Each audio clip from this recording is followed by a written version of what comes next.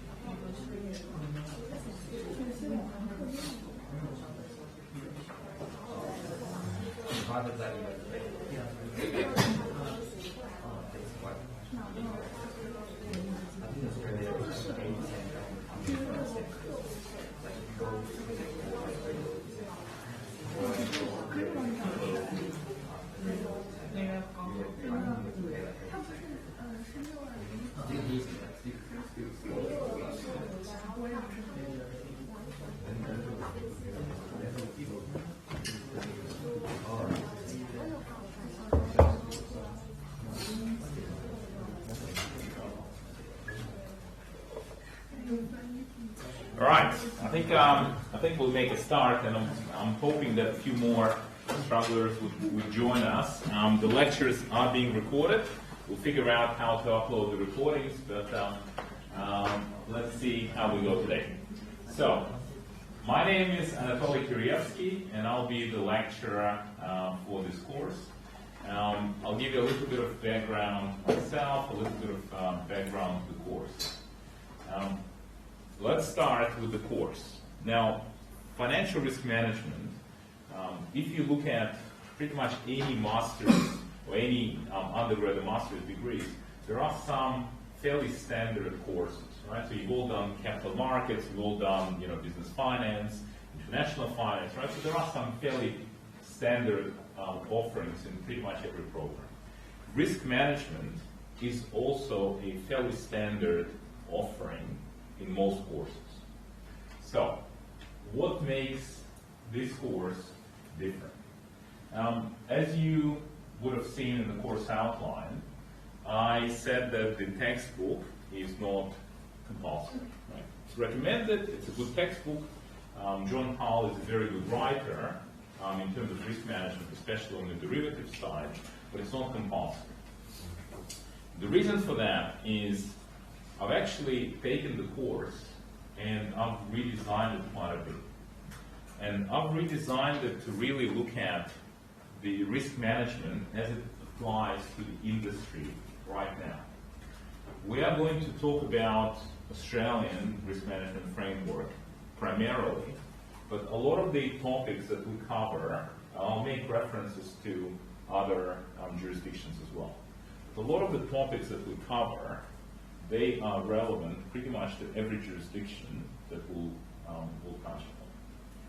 And in a sense, sort of my background is I'm a graduate of UNSW a couple of times over. I did a commerce law degree with honors in finance from UNSW, and then last year I completed a Master of Law and Management from UNSW as well. And I've been teaching here for, this is my 20th year, right? Now, the thing is that I teach as my second job. So I actually have a full-time job in the city, and I come in to uni just to teach this class, right? Which is why I'm not on campus, which is why when we talk about the course details, I say that you can reach out to me by email, which is the best. Just email me with your questions, and we'll arrange a time to catch up, or let me know your number and I'll give you a call. Or if you want to meet one-on-one, the best place to do it is in the city. So you catch a bus in the city, we meet, and then you can go there. So I kind of take a practical approach to this course.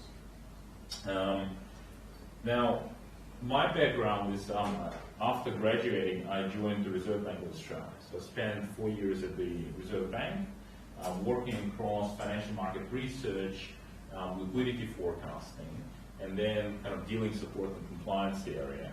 I then spent 4 years at HSBC, covering compliance and risk management, so for markets, custody, futures, fund management, fund administration, and retail businesses.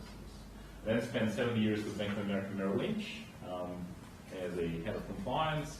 And then right now I'm working for a market-making firm called Optiver, where I look after the compliance function for the Asia-Pacific region. So in my current remit, I have a lot of interactions with regulators across the region. And I get to observe and I get to try and understand the requirements in, say, Japan, in Korea, in Taiwan, Hong Kong, in mainland China, and meet with the regulators and really engage with them. So we'll be talking about examples based on what actually happens right now. I'm actually, my contact details might change during the semester. I'm actually joining Australian Securities Exchange probably beginning end of October. So I'll let you know, but there's also a possibility of me to reschedule some classes if I need to go overseas for work. So that's always a challenge where this is kind of a second job and the first job.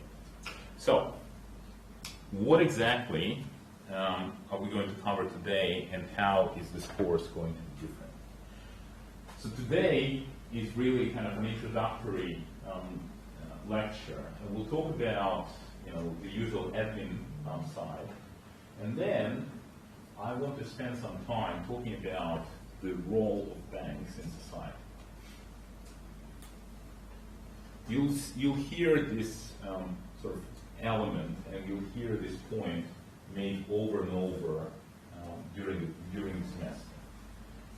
if you look at the typical risk management textbook, right? So pick up any risk management textbook and look through the table of content, you will see standard topics. Market risk, credit risk, operational risk, right? So you will see all of those different risks.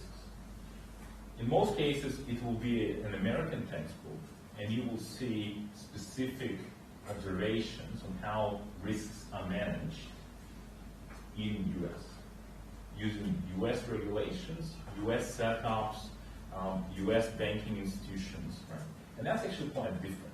US is quite a different setup to most other countries, right? Australia and Singapore very much aligned. We have quite a lot in common with Japan. Whereas if we look at, kind of the cross collaboration in APAC, right, Hong Kong, we see a lot of commonalities. Whereas US system is a little bit different, but also those textbooks are only looking at fairly standard types of risks. And risk management, I taught risk management for the first time, I think back in like 2003, 2004. And at that time, it wasn't all that exciting as an area. Right? I did exactly the same thing. Here's a textbook, here are the lecture slides. Let's go through different risks, understand the rules, and move on. What do you think has been the biggest issue in banking in the last 2 years? What is the one thing that's impacting banking the most in Australia in the last 2 years?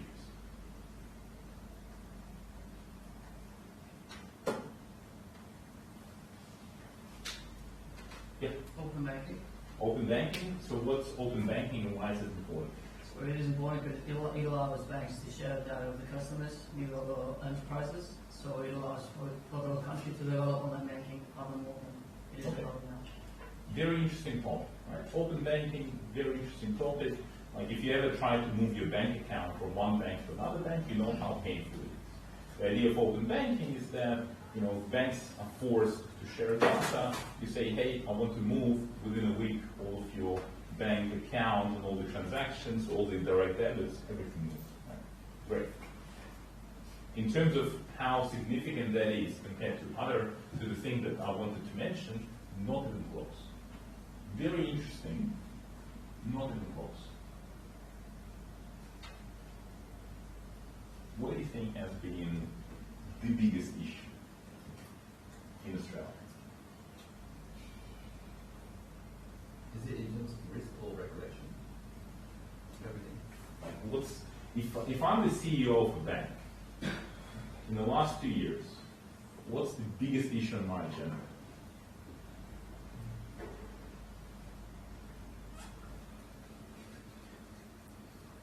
Go on. What do you think? And by the way, this is important because your assignment will be on it.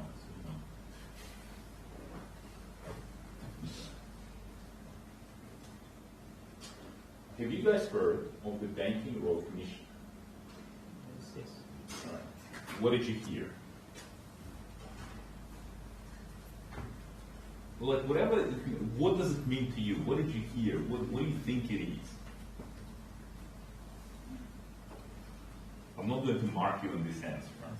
So let's just tell me what you think. Is it about how the board monitoring the management team? Yeah, so management teams have been impacted severely because of it. But what is it?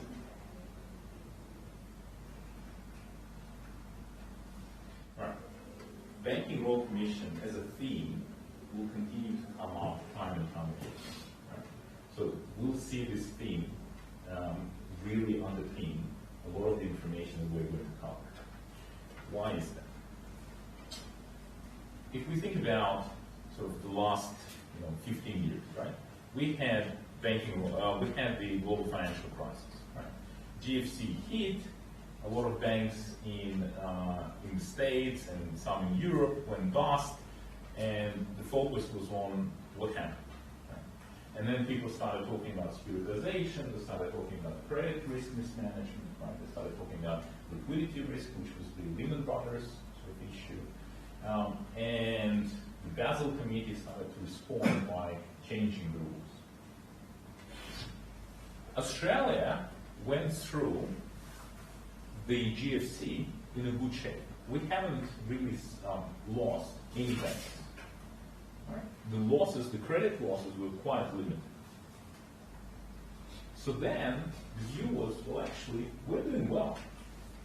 From a risk management perspective, from a banking regulation perspective, we're doing well. And then we've had a number of scandals. So we had, one issue, another issue, with wealth management, with insurance, and those issues continue to pop up. And it became a political issue as well. So in Parliament, the opposition started calling for a Royal Commission into banking. The government said, we don't need a Royal Commission into banking. By the way, does anyone know what a Royal Commission is? I keep talking about assuming that people actually know what the Royal Commission is. So in terms of, if you wanted to investigate something, police can only investigate if there's a crime. Regulators can investigate if they think there is an issue. So they only have powers under the act that they operate. But if you really wanted to investigate something, academics can write research papers. But if you wanted to dig into an issue, you need to have someone who can actually require information to be produced, require evidence, require people to give evidence, and have the power to say, if you don't provide the information or if you don't give the right answers, we'll put you in jail. Right? So that's quite an important thing. So Royal Commission is the highest level of inquiry we can have in Australia. So you need to actually pass legislation to start a Royal Commission. And the Royal Commissioner is usually a former judge of the High Court, and they operate, it's a bit like a court, where they call witnesses to give evidence, and that evidence is given under oath. If you lie to a Royal Commission, you can go to jail. And you don't have the right to not answer. Right? So if they say, we need this information in this format within this time period, you have to give them an answer. So Royal Commission is the highest level of inquiry we can have in Australia. So then it became quite a significant issue. The opposition is calling for a Royal Commission. The government is saying, we don't need a Royal Commission. We've had inquiries, left, right, and center. We don't need another one. And eventually, the national parties supporting coalition with the Liberal government, they said, no, actually we want it as well. And then the government caved in and said, yeah, okay, let's do a Royal Commission. So then they called a Royal Commission, and Justice Hayne, former Justice of the High Court, he became the Royal Commissioner. And they called for evidence, and it's a Royal Commission into financial services. Primarily into banking, but also touched on superannuation, also touched on insurance. And once they started looking into issues, it became very clear that the number of very large issues in Australian banking is very much present.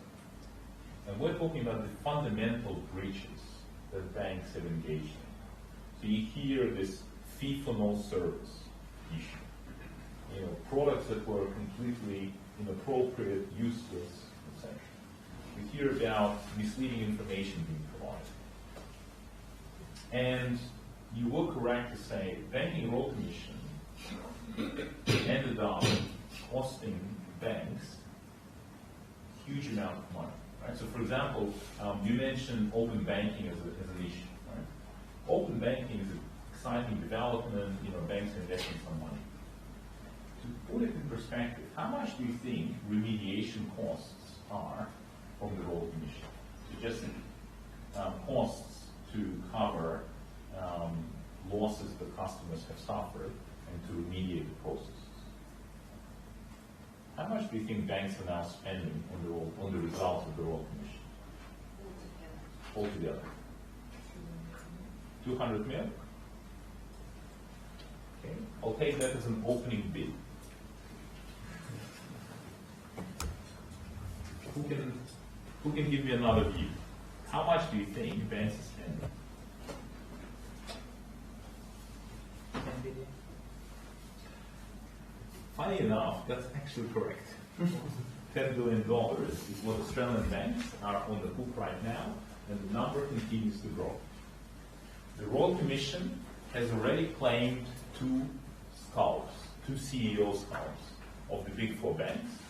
So Ned, Vaughan, CEO and the chairman, CBA, chairman, the CEO is gone. AMP, the entire management team is gone, and the company is facing a very bleak future. A number of other companies are really facing very severe questions about their future. We'll look at it as well. We'll look at some of the share price impacts. Okay. So, the Royal Commission uncovered evidence of those types of problems, fundamental problems with what banks have been doing, with what wealth management companies have been doing, with what insurance companies have been doing. Right? One of the insurance companies that was doing online insurance sales, ended up being sold for $1 to someone else. AMP's share price more than halved. So that's been happening. And a lot of the underpinnings for the Royal Commission was a rethink about what is it that banks are supposed to do. And from a management perspective, what should management be thinking about? Because if the focus of risk management is on, ultimately, let's manage credit risk. Now, if you get customers to pay you back, all right, great, you've managed credit risk.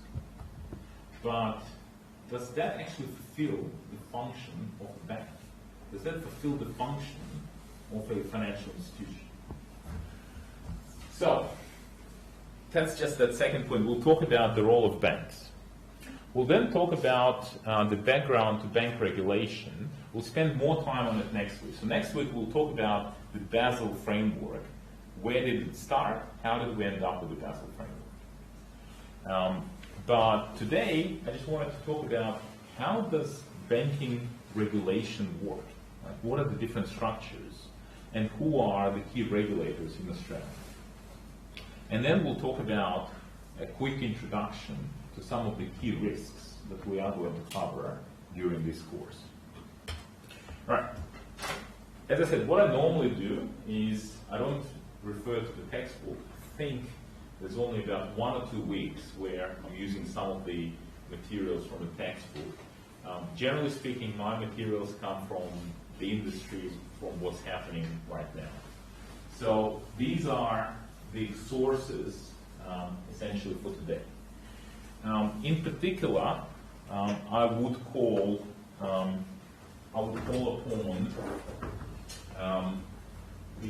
so these are links, right? So you've got the Hayne Royal Commission final report. It's a very long document, but you can actually flick the executive summary. It's very much readable, and that's something that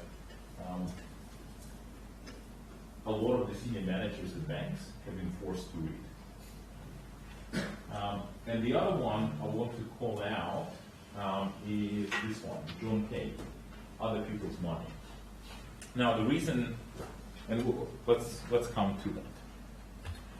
All right, so in terms of the course information, my mobile phone number is there.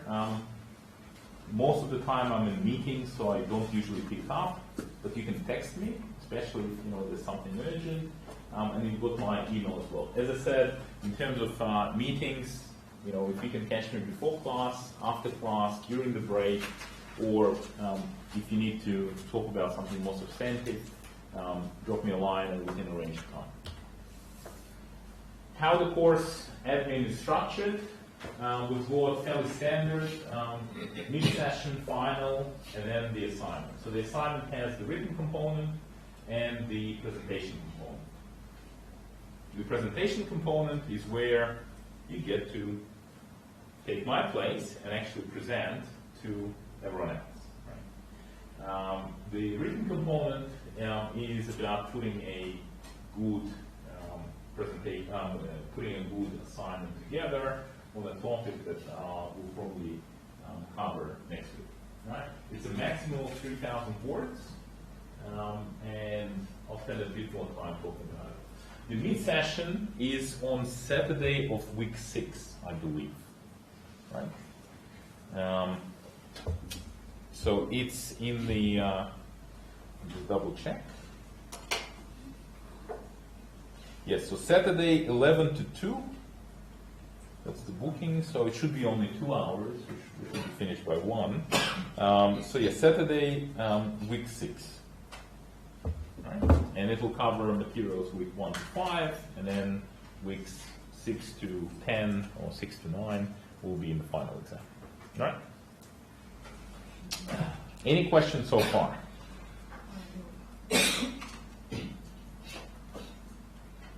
All good? What are we going to talk about? All right, so as I said, today we've got the introduction. Next week, we're talking about the Basel framework. The history of the Basel framework, going back to Basel I, or pre-Basel Accord, and then what's Basel I, Basel II, Basel III, and the current reforms. Every time I start a new class, I always try and sort of finish maybe 5 to 9, you know, so that you guys have a little bit of time. Almost never works, so we tend to run all the way through. Feel free to remind me to do a break in the middle. I sometimes forget to take a break, and then we go for 3 hours straight. But I'll try and remember to take a break. Otherwise, you just do me for 3 hours. We then look at credit risk. What is credit risk and how we calculate capital for credit risk? But we're going to use the standardized approach in Australia. So we're going to look at the prudential standards and how to actually calculate capital. We then spend some time on securitization, including how to structure a transaction. And I generally find that securitization, it's a small part, but it's an important part because securitization actually impacted the services that you receive. A lot of the rates that you get in terms of your home loan rates is driven by the fact that securitization is an option. We'll talk about that. Week 5 is where we look at trading in financial markets and managing trading risk. And we'll try and sort of see how we can use hedging as part of managing trading risk. Week 6, we'll talk about market risk and how to calculate capital, and we'll cover both value at risk and the expected shortfalls, and touch on some of the reforms that are currently underway. So for the last 5 years, it seems, there's been this massive project called the Fundamental Review of the Trading Book, FTRB. And it just, every time you think it's finalized, it's kind of gets pushed out a little bit more with a bit more reform. With the exam, and then we've got liquidity risk and interest rate risk in the banking book, operational risk, and then I'll see if I can push some of the conduct risk maybe into week 8, because week 9 is long. Right? So week 9, we want to cover some of the conduct risk issues, as well as the governance models as a response to those conduct risk issues. So a lot of the conduct risk issues, it will continue to come up in every week. And you'll hear me refer to the government's responses as an important way that regulators are trying to address those risks. And then we'll go to presentations and a review in week 10. Right? So that's the plan. That's the outline. So, role of financial institutions.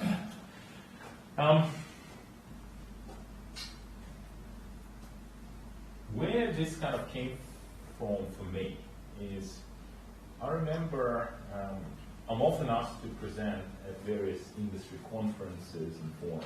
Right? And there was a particular regulatory conference put on by Thomson Reuters.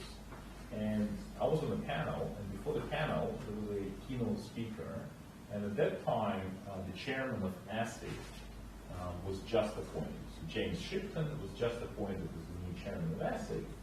And we were preparing for our panel, listening to his speech. And he made references to this book, John Kay, Other People's Money. And this is where, I haven't heard of this book. As everyone, you kind of concentrate on your own stuff, and you don't often sort of step back to think about what else is happening. But then James Shipton kind of referenced that, and it was very clear that he's thinking about the industry.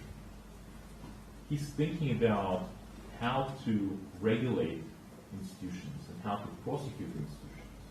He's going to be driven by these ideas. And that, I think, fundamentally helped. And you can see references to this in many of ASIC's publications. So, I haven't read the full book, I've read excerpts. And what he's saying is, a country can be prosperous only if it has a well-functioning financial system. Which is true. Right? You need to have a well-functioning financial system. Because a financial system does lead to economic development that allows goods and services to flow. But then he goes on to say, it does not imply that the larger the financial system, the more prosperous the country is going to be. So you need to have a well-functioning financial system. But it doesn't mean that you should be aiming for the largest possible financial system. Whereas if you look at where the Australian system is, it just continues to grow and grow and grow, and the banks get bigger. Right? So this is the question. Does it actually mean that bigger is better?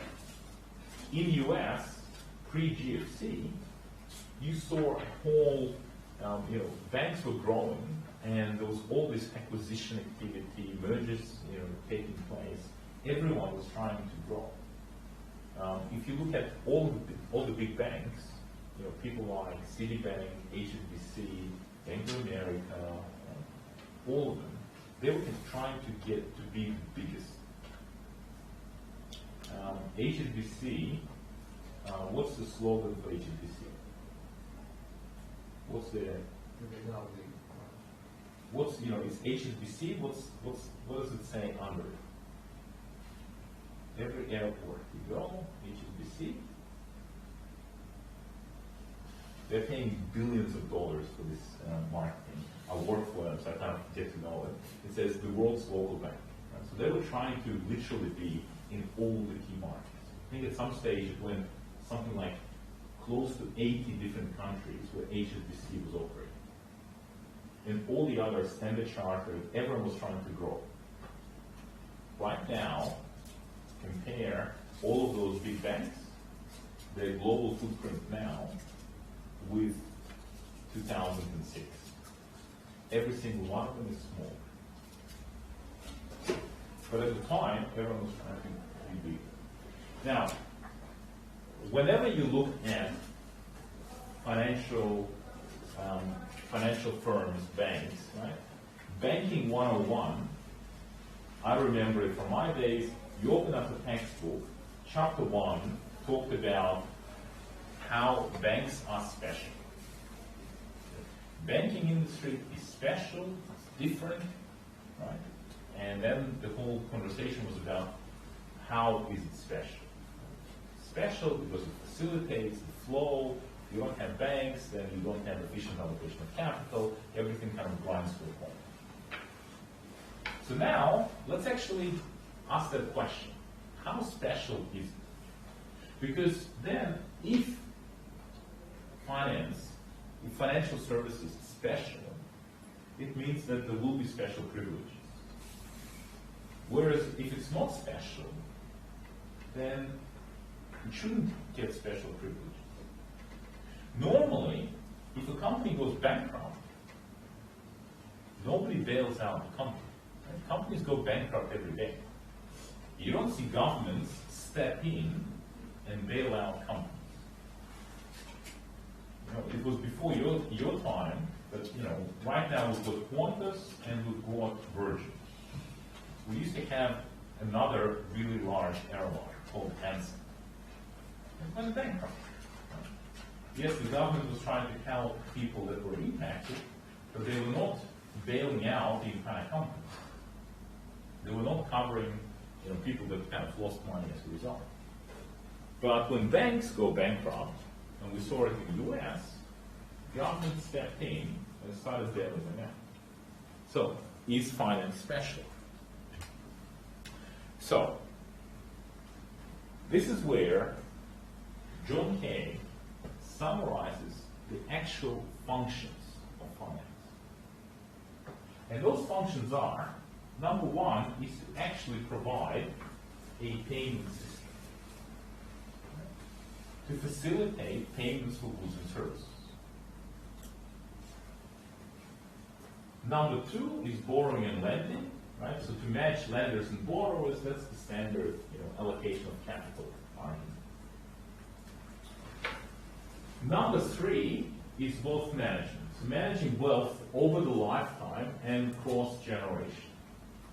So over your lifetime is kind of financial planning, accumulating wealth, and then retirement. Right? So you've got your superannuation, you've got how are you going to pass your wealth on to the next generation, right? That's your wealth management.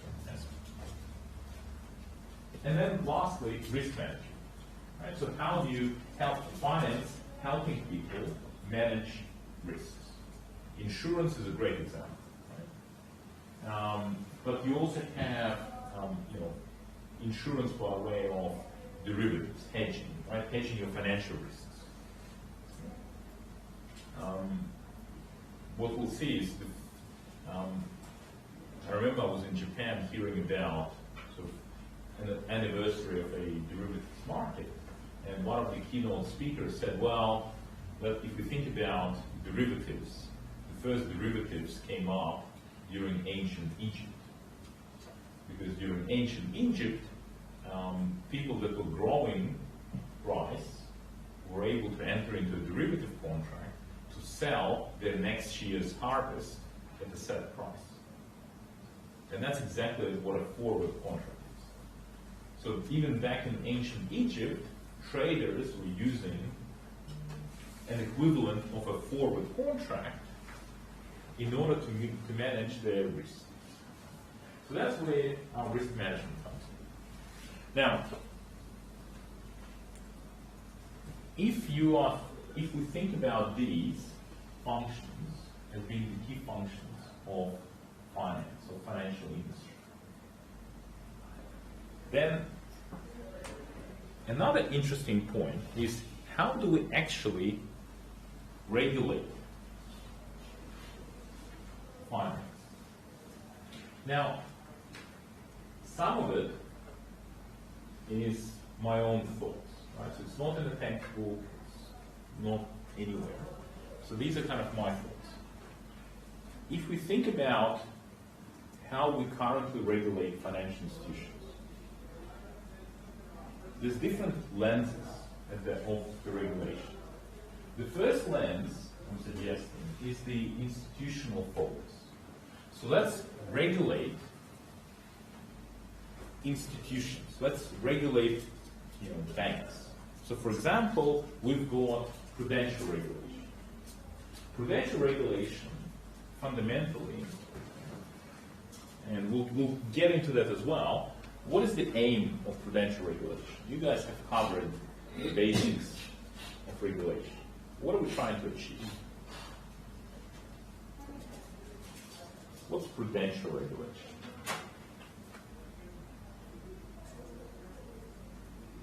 Regulate the bank work as the customer goal. No. Regulate the bank, yes. But capital requirement to achieve what?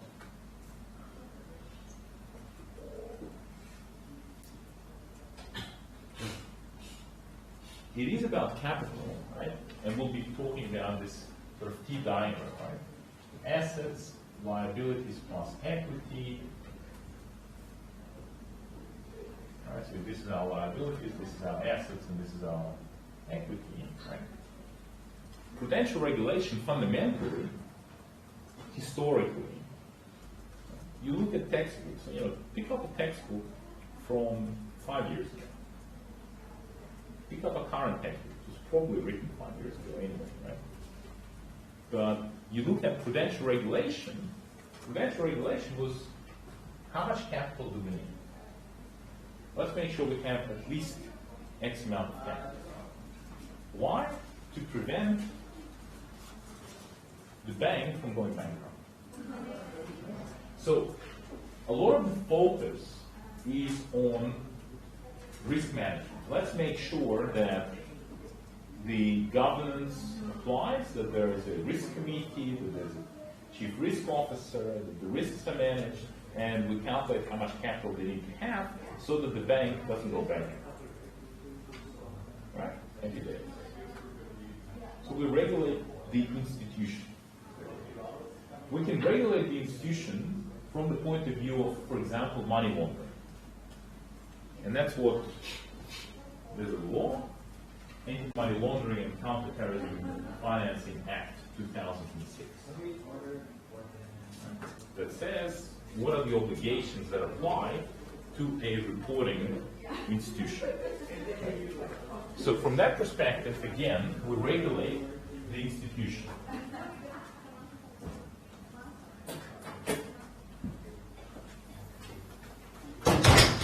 The other focus of regulation is on the process. So for example, when I'm talking about the process, if you look at Corporations Act, the Corporations Act talks about what needs to happen. If you, for example, if you open a bank account, so you want to open a new bank account, practically speaking, what will happen? Talk to me about the steps that will occur. You walk into a bank, you say, hey, I want to open a new bank account. What will happen?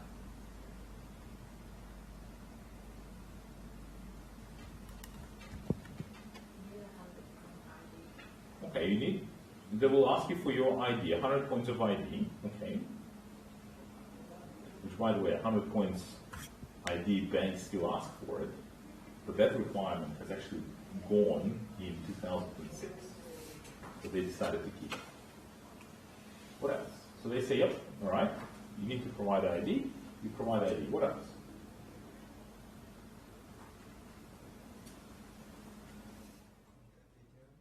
They'll ask for your contact details, yes. What will you receive? Get the interest. We're about a month away from the account, right? And you're not going to get any interest in any, right? Operationally, what are you actually going to get? You get the letter and say you have a bank account open, business details. Even before you do that, even before, there are things that you're not even thinking about because they're not important to you, but they're very important from a process perspective. Terms and conditions, but it's not just terms and conditions. You will get a document called FSG. Does anyone know what an FSG is? FSG is the Financial Services Guide, and it will describe, broadly speaking, what are the financial services that the bank is going to provide, what their conflicts of interest are, et cetera, et cetera. What are the contact details of the privacy officer, where the privacy policy is located. So they will give you this document. And when you talk about terms and conditions, you're right, but you will also, those terms and conditions will be in the document called PDS. Does anyone know what a PDS is? Product disclosure statement, correct. Chances are you will get a lot of other documents. Right? You might get electronic banking disclosure documents. So you will get a number of those different documents. Here's an answer that I'm pretty sure, here's a question that I'm pretty sure I know the answer to. How many of you have ever read a PDS? You have read a PDS. I'm very impressed. My job at HSBC included reviewing PDS to make sure that they're accurate. And I know that 99.9% of people never read. It's very boring documents. But if you look at the Corporations Act, if you look at the obligations of the bank in providing you with a product, the entire Corporations Act is based around these types of documents. And it talks about what needs to be included, when they must be provided, record keeping that applies, any changes, and how to notify a customer of the changes. All of it is about this. So again, the process is around disclosure. And whenever you get, we talked about, I start to get interest. Before you get your account, you will be clicking to say, yes, I've read the PDS. Yes, I've read the FSG. And as I said, 99.9% have never read it. But you will say, yep, I've read it. But that document, from a process perspective, is critical. And that's what the regulations do. It talks about ensuring the bank doesn't engage in misleading conduct. It talks about, for example, providing services fairly, although that one will come back. Another regulation focus is, for example, competition regulation. Again, ensuring that banks are competing with each other. Looking at privacy, making sure that the bank manages your privacy appropriately. So in all of this, let me ask you this. When you are opening an account, what is the most important thing for you? What are the things that you care about?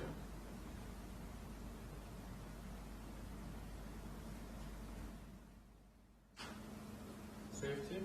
Safety, you want to make sure you get your money back. What else? When you open a bank account, you share out your funds. How about the direct marketing? Like, honestly, when you're choosing an account, when you're choosing a bank, how will you choose which account to get, which bank to go with? Rate. Right? Rate. Okay, what else?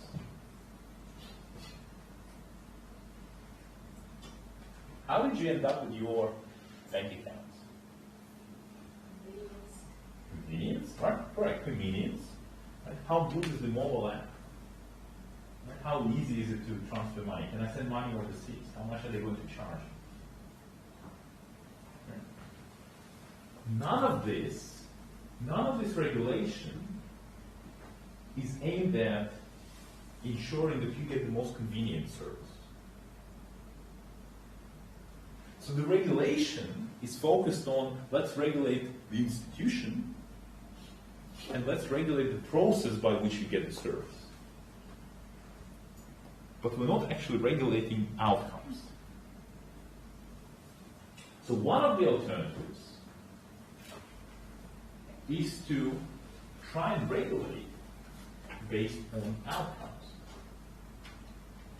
Now, this is absolutely the current debate in relation to superannuation. In relation to superannuation, the regulation has been around the process, the disclosure, informed consent, and safety. But the issue with superannuation is that 1 percentage point difference in return, if you look at it over, say, 40-year horizon, it's massive. It's actually impacting people's retirement incomes, people's lives in retirement. And historically, we haven't regulated for that. And in the Royal Commission, APRA got absolutely slammed by the Royal Commission for not focusing enough on the superannuation outcomes. And on the back of the Royal Commission, APRA came out and said, you know what we are going to do? We're actually going to start closing down some underperforming funds. And we're going to hold the trustees accountable because in some instances we think the trustees who need to act in the interest of members, the best interest of members might be to say, guys, we're not very good. In your best interest is to actually go and join another fund who's better. Because whilst I can try my best and I can give you all the disclosure, but ultimately the services that I will provide to you, not very good. Like imagine if I had if my responsibility as a lecturer is to come in on time and speak for 3 hours. If that was my responsibility, then I'll say, yeah, that's good. I'll come in, I'll speak for 3 hours. People that know me know that for me speaking for 3 hours is normal. But this is focusing on the process. If we only focus on the process, I could come into School of Medicine and talk to medicine students for 3 hours. I would fulfill my process obligations, but the outcome is not going to be very good because I don't know anything about medicine. But if we focus on the outcomes, if we say, hey, the responsibility on me is to give students the best knowledge, and if I end up with a subject, if people ask me to present on a subject that I don't know about, I will say, hey, if my responsibility is to do the right thing for the students is to go to someone that actually knows it better. That's if you actually put the obligation on the outcome, not the process. So, in terms of your account, right, here's the question. Do you actually care how your bank behaves? If your bank, if the bank is offering you home loans, but the bank doesn't behave very well, and their offices are pretty bad, but they are lending you money 0.5% less than the other bank, would you take it?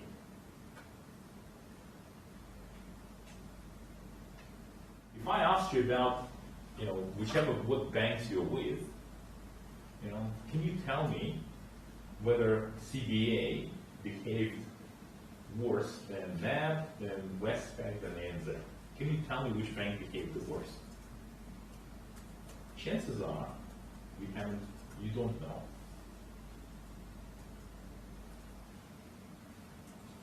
If I ask you about which bank manages risks better, do you know?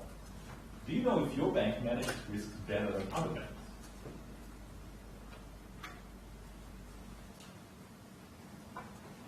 And as we'll see next week, under the Basel framework, the whole idea is that we have Pillar 3. Pillar 3 is about disclosure. Every bank discloses how well they manage risk.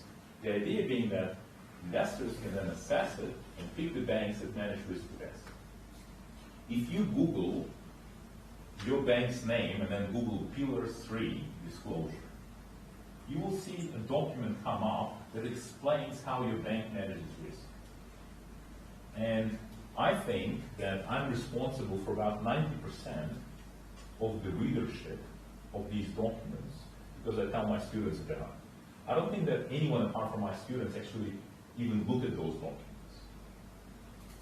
But theoretically, those documents are very important. Whereas practically to you, you've never read them.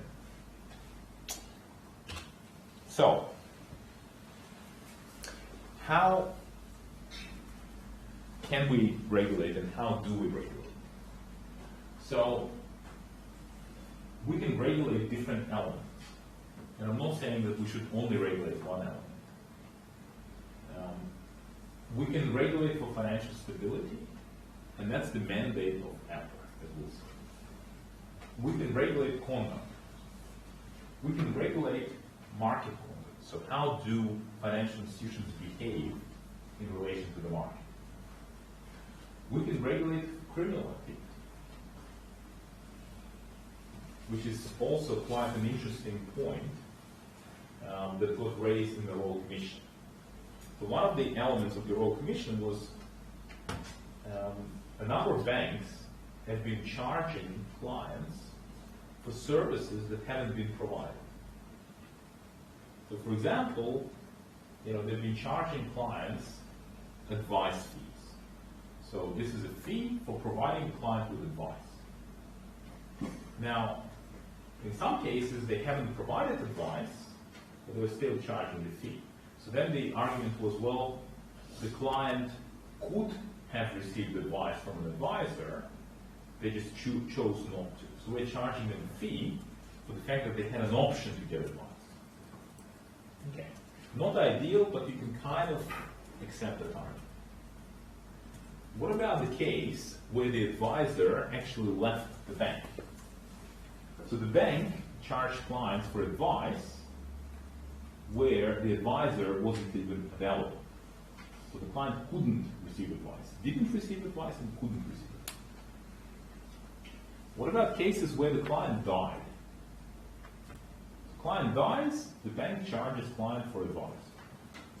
And I go, well, in this case, the client could not have received advice, right? The client is dead. Or when the client wants to leave the bank, they would put the client into like a holding account for 90 days when the client is not entitled to advice, but is still getting charged for advice. And here is an interesting proposition that got aired during the Royal Commission. If I come into your home and take money from your wallet, I just stole money from you. So it's a crime, right? Stealing money from a person. What about if I take money from your account for no reason? Why is it different?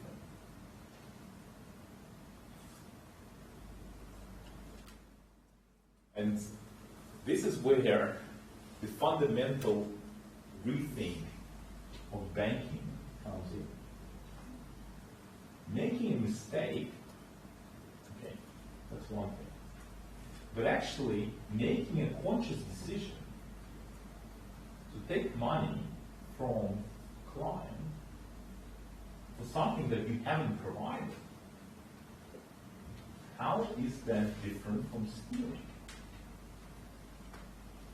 And by the way, that is an open question. And it may well be possible that you can actually run a case against banks for stealing if you can prove that they actually meant to take money and they knew the services are not being provided. I think if you charge by mistake, you think you're providing a service, but you're not, I don't think that criminal action can be taken. Because criminal law is different. You need to prove the act, and you need to prove the mental element. You need to prove that you meant to do it. There is very much an open argument to say that if you make a conscious decision to charge when you haven't provided the service, it is potentially a criminal action. That means jail time. So we can regulate criminal activity, and we do. Like insider trading, that's a criminal activity. Right? We can regulate to achieve social policy objectives. So for example, we see that in many countries, if the bank, I think in India, you have to, banks have to put a percentage of their profit towards philanthropy. Set percentage, so a set percentage of the profit has to be allocated to philanthropy. In some countries, and I can't remember, I always get it wrong, it's either Philippines or Malaysia. In one of those countries, there's a requirement that when you're lending money to business, you have to lend certain percentage to some types of businesses. And if you don't lend to those businesses, you get fined. You can achieve objectives of lending for social housing. You can achieve objectives for lending for particular industries. For example, there are special provisions for farm lending. Okay? So you can actually regulate to achieve social objectives. And then the question is about how to regulate.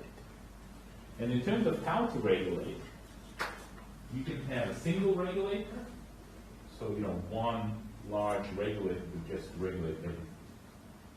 You can have sectoral regulators, so regulating banks. So for example, in Hong Kong, you've got one regulator for banks, another regulator for insurance companies.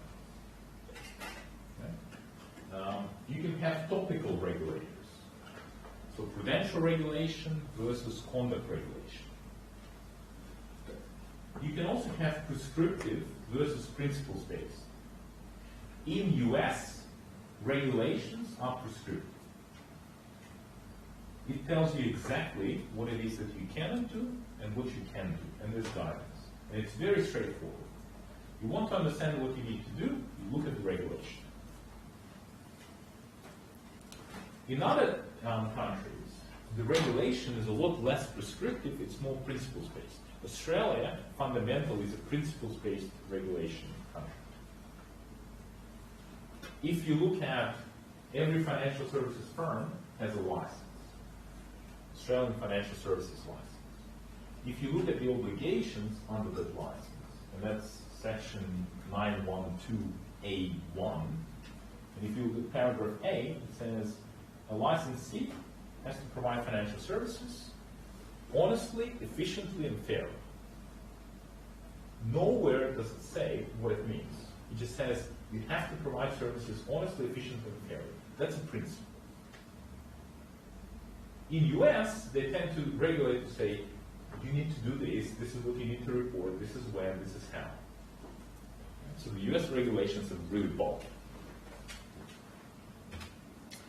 Now, I found this document that Martin Fu put together, and he was with Treasury at the time, and I've reached out to him to say, hey, can I borrow some of your slides? He said, yes. So I'm like, cool. These are just ideas, right? So this is not, these are ideas from Martin. He was presenting a fairly controversial or, a seminar to try and challenge how we regulate. So one first proposition is financial institutions that undertake similar activities should be regulated in similar ways. When I was learning about risk management, this was before the Wallace Inquiry. So in the early 90s, banks were regulated by the Reserve Bank. Credit unions and building societies were regulated by APRA. But they were doing the same thing. Taking deposits, making loans. But they were regulated by different regulators under different standards. Post-Wallace Inquiry, the bank supervision department from the Reserve Bank moved over to APRA, and APRA became a regulator to regulate everyone that does similar businesses. So for example, right now, online banks are regulated by APRA in a very similar way. And they have recently gave a banking license to one of those online banks, full banking license. So this is the first proposition, right? If Facebook decides to become a bank, they'll become everything else. If they also decide to become a bank, they'll be regulated by APRA in Australia. But that's not the same in every jurisdiction. Right? In a number of jurisdictions, you get regulated depending on who you are, not depending on what you do. So if we look at sort of this integration, you can see that a lot of the countries started going towards this integrated approach. And here is an interesting one. The GFC has thrown a lot of really interesting examples for lectures for students. One of the biggest companies that failed was AIG, American Insurance Group. Now, interestingly, American Insurance Group was one of the biggest insurance companies in the world, but they actually changed their activities quite dramatically. So, as opposed to just doing insurance, they started to get into credit default swaps.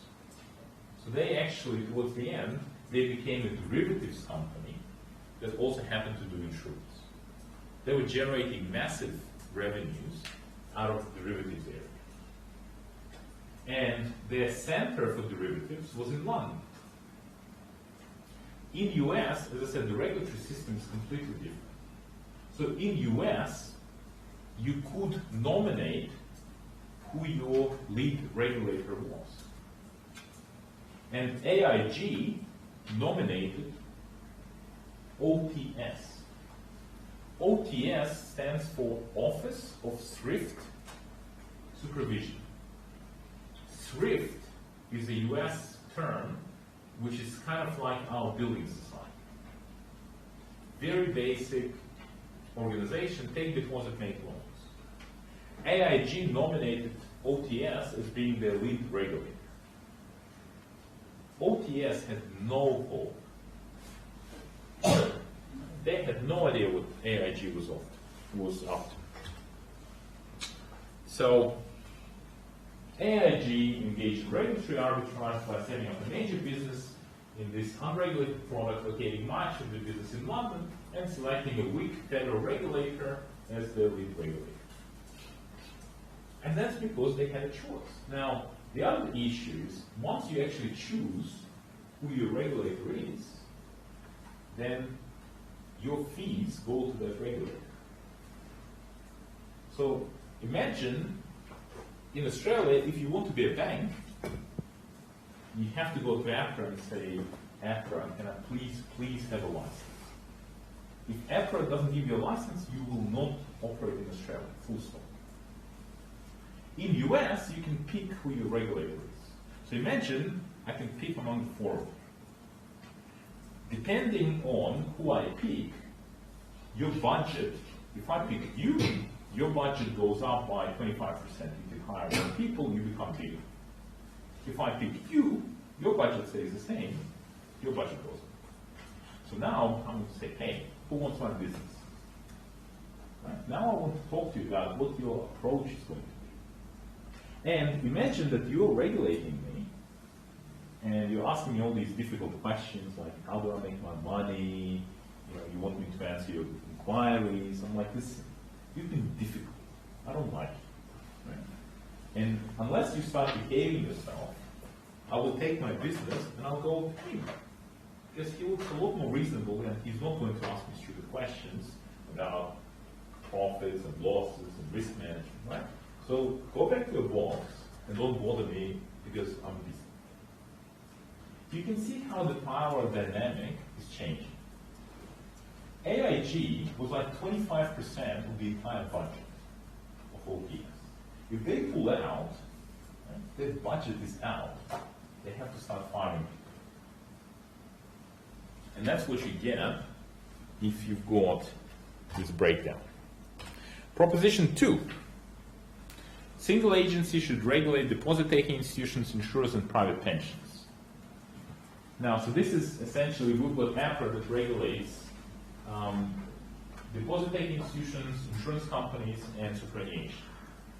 The idea is that fundamentally, they actually do similar things. They actually regulate, you make insurance product, you make your payments, and you're hoping when you make a claim, you get your money back. Superannuation, you put your money aside, at the end of it, you get your pension. Bank, you put your money into the bank, you want to get your money out safely as well. So there's a proposition to regulate it within a single institution. So if we look at sort of different models, you've got, in some countries, you've got central bank that regulates business conduct. You've got a single integrated prudential and business conduct regulator. Or you've got different regulators for different sectors. Or you've got kind of the twin peak model. So let's say Australia is an example, New Zealand is an example. So again, in New Zealand you've got the central bank that does the prudential regulation, and then you've got the Financial Conduct Authority that regulates conduct. In Australia with APRA and ASIC. Right? In UK you've got PRA, Prudential Regulation Authority, and you've got FCA, Financial Conduct Authority. So proposition 3, a single agency should be responsible for conduct, but not necessarily for consumer protection. Okay? So this is an interesting one. In Australia, let's say somebody sells you something bad, who can you complain to? If you buy something and it breaks, who do you complain to? ASIC. Fair trading, correct. Something breaks, you take it to fair trading. So ASIC regulates conduct. The Department of Fair Trading regulates kind of consumer conduct, except for financial services. ASIC does cover financial services. So we kind of have an interesting consumer protection model. Proposition 4 is to say that prudential regulation and conduct regulation should be split. And this is a little bit more controversial. And for this one, there are some people that have single, there are some that have split. And the one that we want to look at, right, is why do we want to split? Now, this is kind of pre-Royal Commission. This is the issues pre-Royal Commission. And the idea of a split is because you are focusing on different things. ASIC is considered, was considered to be the policeman. So they regulate conduct, and it's all about enforcement. It's all about what you should be doing. Whereas APRA is all about regulating prudential, to make sure that you are not taking inappropriate risks, making sure you have sufficient resources. So that was the thought. And then UK, one of the biggest markets, UK, they merged different regulatory agencies into FSA, Financial Services Agency. So heading into the GFC, they had a single regulator called FSA. So think about it this way. If you have different parts of the regulator, you have the prudential part and you have the conduct part. The conduct part is about finding breaches and issuing fines. It's actually quite easy to measure the results. It's quite easy to say, all right, what did you do today? Well, today I identified 5 breaches and I issued fines of £2 million. I did a great job. Whereas on the prudential side, what did you do today? I talked to the bank about how they should be managing risk. And what changed? Well, nothing. They're managing risk. So one kind of area, when you do it within the same regulator, it kind of becomes a little bit more challenging to maintain adequate focus on both. Because one area is sexy, you have direct results, another area is kind of behind the scenes where you don't see the results. If the bank was there yesterday and the bank is there today, okay. It's a bit like, maintaining, if you're a policeman and you issue speeding fines, clearly there's an impact. If you're a mechanic and you're just maintaining the car, nobody can see it. Like the car looks the same as yesterday. So FSA lost the focus on prudential regulation, and they actually missed key risks. And as a result, UK banks got absolutely smashed during the GFC. Australian prudential regulation worked much better because we had our mini crisis before. And our mini crisis was the collapse of a large company, prudential regulated company, before GFC. Has anyone heard of that? We had a multi-billion-dollar collapse. They had the biggest insurance company in Australia. It was called HIH Insurance. And it collapsed, and as a result, APRA did a lot of soul searching, and they improved their processes. So they were heading into the GFC with the benefit of that history. Whereas all the other regulators, they've never had those types of collapses, therefore they under-regulated prudential regulation. So, I want to introduce this concept of BEAR, which is the Bank Executive Accountability Regime.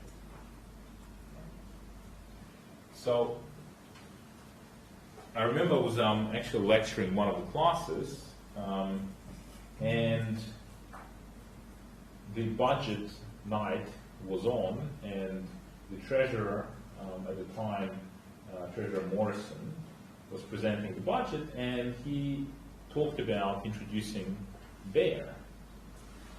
So this regime is a governance regime, and it looks at how banks are behaving themselves.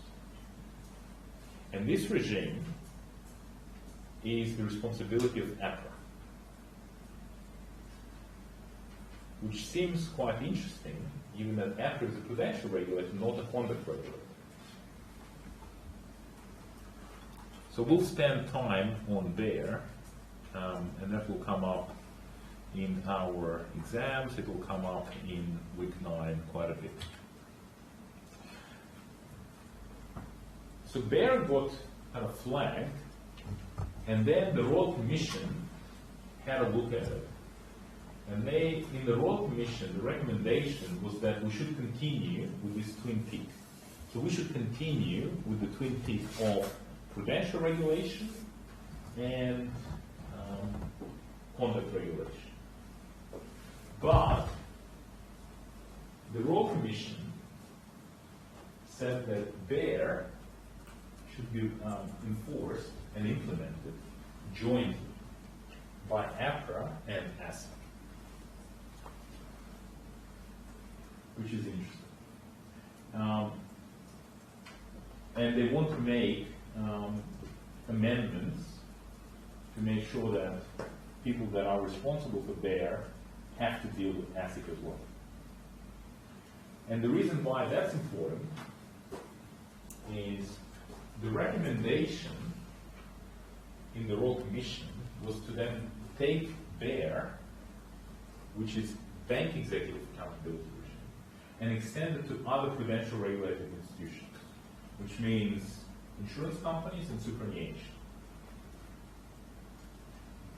Whereas the government's response to this recommendation was to say, actually, we want to extend BEAR to all financial services companies.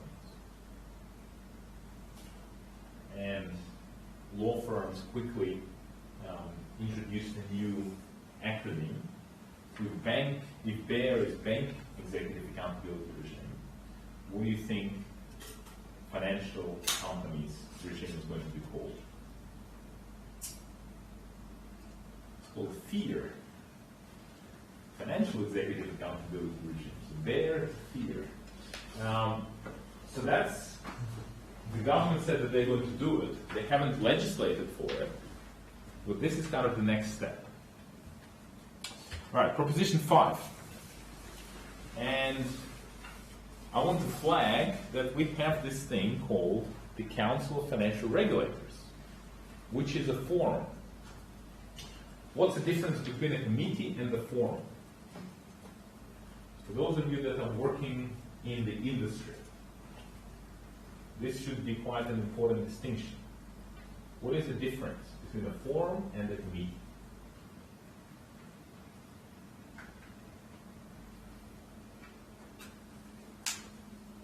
A committee has a formal charter and is generally a decision-making body. The committee can make a decision. A forum generally does not have decision-making power. A forum is for discussion and debate, but not to make binding decisions. So, Council of Financial Regulators is a forum. What is it and what does it do? The Royal Commission also talked about it, and essentially the Hague Commissioners, the Royal Commission said, let's keep Council as it is, and it shouldn't be the body to supervise the regulators. We should create another body to supervise the regulators, but Council of Financial Regulators is not it. And we'll come to what that council is. Proposition 6, sound architecture is necessary, but not a sufficient condition. This is very, very important. So far we talked about, do we have a single regulator, do we have multiple regulators? Do we have them by topic? Do we have them by industry? Right? And the point I'll make here is we look at what happens in our region. And I can tell you that the regulatory regime in Australia is different to a regulatory regime in Japan, is different to a regulatory regime in mainland China. Very different regimes. Each one of those regimes held up well during the GFC. Right? But other countries where the regime is similar didn't hold up well. So the answer to a good regulatory system is not to say, here is a model that works, you should copy this model. It is not about the model. It's not about saying every country should have an APRA and an ASIC, right, and an ACCC, etc. And that's how they should work. These are their mandates. You can't just say US should copy the Australian model and they wouldn't have GFC. That's not how it works. You really need to look at macroeconomic factors. You need to look at governance. You need to look at how the country is structured. US, for example, is structured completely different to Australia. In US, you do have state-based regulation. So federal regulators struggle because they don't have the same powers. The laws are designed around institutions that do operate within a particular state. So the structure is important, but it's not sufficient. How that structure is implemented is actually more important. When I was a student and I was writing my honors thesis, we looked at some data to look at shareholder protection and the impact of that on stock market performance and on economic growth. And the theory was that if you introduce laws that protect shareholders, then that results in better outcomes for stock markets. Stock markets go up, and if stock markets go up, economies grow. That was the theory. And at the time, more data came out for emerging markets, and I was able to take existing research at emerging markets, and I ran my calculations, ran my regressions, and then I got the results. And when I got the results, it was like, hold on a second, what's going on? It actually said that the better the shareholder rights, the worse the stock market returns. And I thought, hold on a second, I made a mistake somewhere. I lost a sign. Those results make no sense. Then I started to investigate a little bit more, and I realized that the results were driven by all of the kind of countries in the former Soviet Union, because they had the best laws. You know, there were a lot of US professors who were advising governments to say, here are the laws that you need to introduce. So they introduced all these wonderful laws that talked about shareholder protection, minority rights, etc. But in practice, the system was completely corrupt. So it didn't matter what the law says. In practice, it didn't work. So if you use the law as the proxy, as the independent variable, wasn't the relevant variable. If instead you used things like level of corruption, so you know, Transparency International or Freedom House, any of those basic measures of corruption made perfect sense. Less corruption, better stock market returns. Which kind of meant that it doesn't matter what the system is, it's about how well you implement. And that's the point here as well. It's not about how you set up your regulators. As long as you implement your regulators and your regulatory system really well. So, a couple of points from the Royal Commission. They did criticize ASIC a lot in terms of their failure to enforce the law. So ASIC got absolutely bruised at the Royal Commission. And as a result, they said, we have to review your approach to enforcement. So ASIC then went out and now started to take legal action against everything inside. They've got more than 80 actions in the pipeline, legal actions. The best source of information for you is Financial Review. For those of you that are interested in financial markets, for those of you that are interested in risk management, better than any textbook is to read the Financial Review. You have it available on campus, it's in the library, it's online, right? And it used to cost like $1 or something in the Unishop. Right? Read it, it will give you much better information about what's going on. And you would read about ASIC's enforcement and what actions they take. All right, so let's just look at this and then we'll break. So what is the Council of Financial Regulators? The Council of Financial Regulators is 4 main bodies. Treasury, they make the laws. Right? So they're the ones that actually draft financial services laws. ASIC, APRA, and Reserve Bank. Reserve Bank provides the secretarial support to the council. And this is a forum. So it's not a decision-making body. It's a forum to discuss issues that impact the financial industry in Australia. Other regulators, you know, there are memorandums of understanding between all the other regulators and these 4. Right?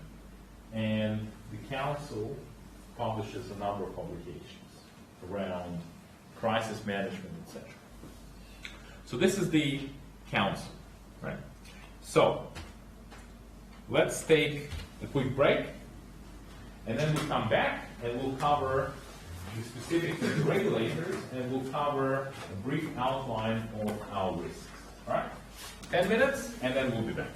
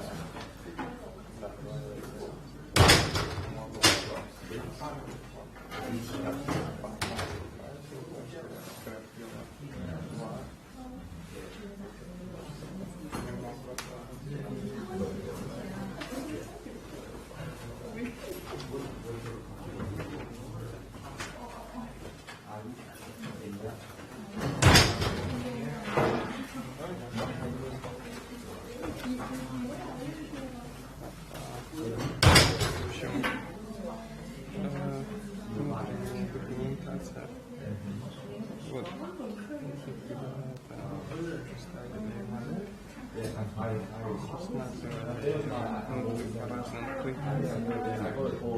Я думал, чем менять это.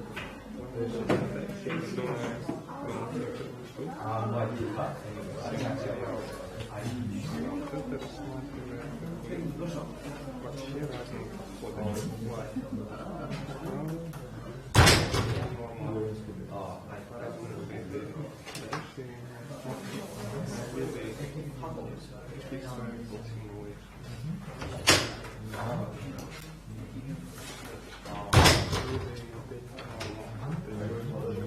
подразделяются на дополнительные.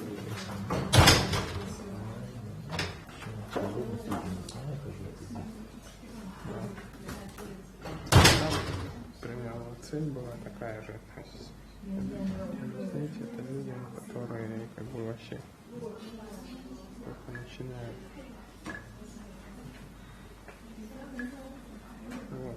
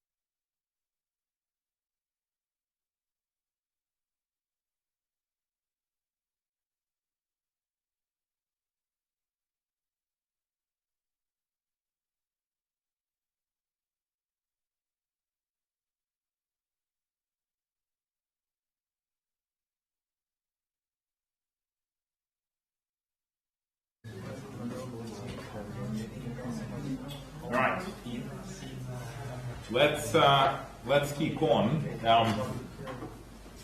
So what we've got now is just a quick conversation around who are the regulators in Australia. So, if I was to ask you, what regulators do you know in Australia? We talked about APRA, we talked about ASIC. Who else? ATO, correct. ATO regulates taxation, yes. They also regulate self-managed super funds. In case you didn't know. Who else? AUSTRAC regulates, yep, anti-money laundering, correct. Who else?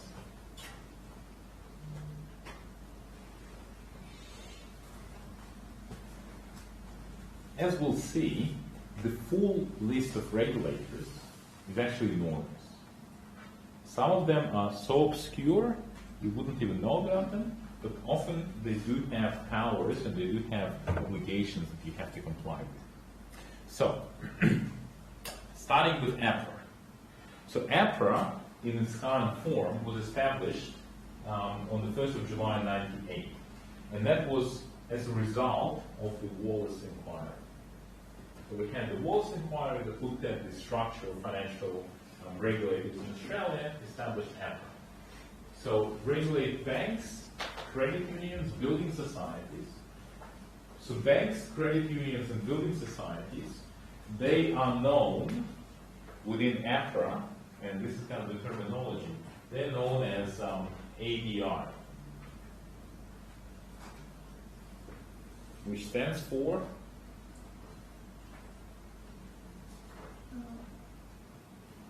authorized,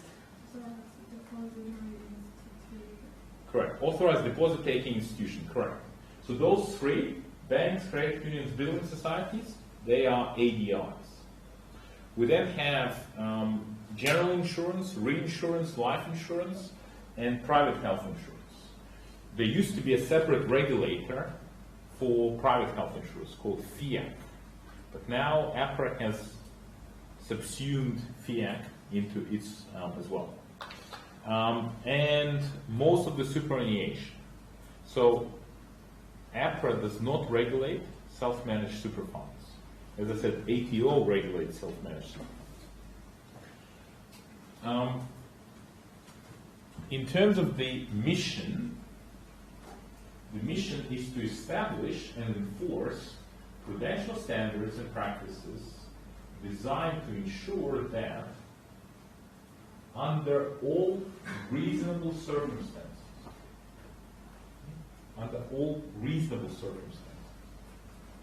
financial promises made by institutions are met within a stable, efficient, and competitive financial system. So it's quite an interesting sort of mandate or mission. If you think about it, the promises are to pay back your deposits, to have your superannuation money safely, and to pay on insurance policies. They are the promises that are made by institutions that have supervisors. And we're talking about under all reasonable circumstances. It's not saying that no bank should go bankrupt. That is not the objectives of APRA. And that's important to note. It's rather saying what are reasonable circumstances, and in those reasonable circumstances, that institutions should be not go bankrupt. Within a stable, efficient, and competitive financial system. This topic of competition and whether there is sufficient competition is an open discussion right now. We've got, post GFC, the focus was on, like if we look at it, stable, efficient, and competitive financial system. After the GFC, the focus was on stable. Right? Let's make sure that institutions are stable, let's increase their capital. But the more capital you put, the higher the capital requirement, the less new entrants can come in and compete. So the more stable, in a sense, the less competitive. So they're not, those elements are not necessarily playing in the same direction. ASIC. ASIC has a number of roles. So ASIC is our corporate regulator. Corporate regulator meaning that ASIC regulates all companies. Right? So if you want to form a new company, you have to register the company with ASIC. ASIC has a number of rules that are not specific to financial services. For example, rules around capital, rules around director duties, rules around substantial shareholders, minority shareholders. Those rules apply to all companies. Right? So company administration is ASIC's responsibility. So they are a corporate regulator. They are also a markets regulator. So if you want to operate a market, you need to get a license from ASIC to operate a market. And they are also a financial services regulator. So there's an entire chapter in the Corporations Act around financial services. What is a financial service? What's a financial product? Financial services licenses. That's all covered also by ASIC. So ASIC contributes to economic reputation by ensuring financial markets are fair and transparent, supported by confident and informed investors and consumers. So you kind of hear these terms thrown out by ASIC quite a bit. Right? So fair and transparent markets, confident and informed consumers. So informed meaning that you get the information that you need. And this is where, as I mentioned, it's looking at all of those PDSs and FSGs and statements of advice, right, which most people do not read. But that's the idea. ASIC's priorities: investor and financial consumer trust and confidence, ensure fair, orderly, and transparent markets, providing efficient and accessible registration. So that's their priorities. Nowadays, the enforcement priority is becoming more and more prominent. Australian Securities Exchange. ASX is actually a group of companies. And when we talk about ASX, it's actually two separate markets. So within ASX, you have ASX, the securities market, and you have ASX 24, the futures market. So they're actually two completely separate markets with separate rules, separate systems. It's just they happen to be part of the same group. And why are they both part of the same group even though they're so separate? That's because ASX 24 was previously known as Sydney Futures Exchange, SFE. So ASX Group bought SFE, but they've never fully integrated the technology. It's actually similar to, say, in Japan, you've got JPX Group, right? So the Japan Exchange Group, and it comprises of Tokyo Stock Exchange and Osaka Exchange. So TSE and OSE. Separate systems, to some extent separate people, separate markets, separate products, but they're both part of JPX. So we've also got two systems. Another one to give you an example is in Hong Kong. So again, in Hong Kong, you've got the Hong Kong Exchange, HKEX, and it actually comprises of, again, two exchanges. You've got SEHK, so the Stock Exchange of Hong Kong, and you've got HKFE, Hong Kong Futures Exchange. So two exchanges, part of the same group. Apart from running two markets, ASX Group also runs clearing and settlement facilities, both for ASX, ASX 24, and for Chi-X. So we also have a secondary stock market. There are actually a number of other really small ones, but Chi-X trades the same securities as ASX, but the clearing and settlement goes through ASX Clear and ASX Clear 24. ASX acts as a regulator for listed companies, so companies that list on ASX, they're regulated by ASX in terms of their compliance with listing rules. There's only one exception to this rule. So ASX acts as a regulator for every ASX listed company except for one. Do you know what company is the exception? Correct. ASX is a listed company on ASX market. And because you cannot supervise your own compliance with your own rules, right, so ASIC supervises ASX's compliance with ASX listing rules. Cannot get confused. And it acts as a regulator for clearing participants. AUSTRAC stands for Australian Transaction Reports and Analysis Centre.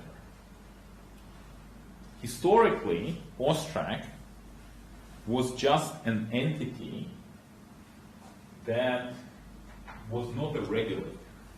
A regulator implies that you go out and regulate. AUSTRAC came about in the 1988 Financial Transaction Reporting Act, FTRA.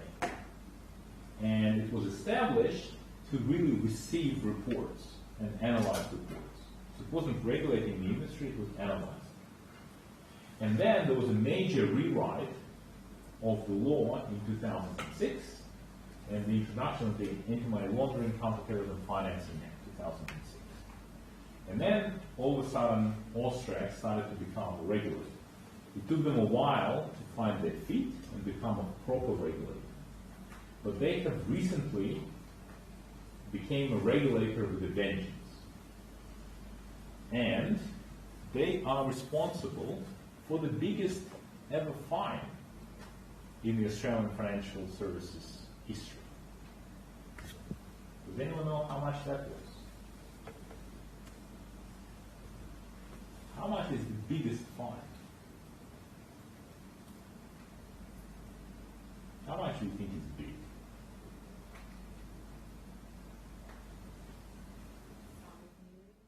$5 million? Okay, I'll take that as an open. You've got a good track record. How much? 5 billion. Come on. 10 billion is the total cost of remediation. No, that's too much. And by the way, who got that fine?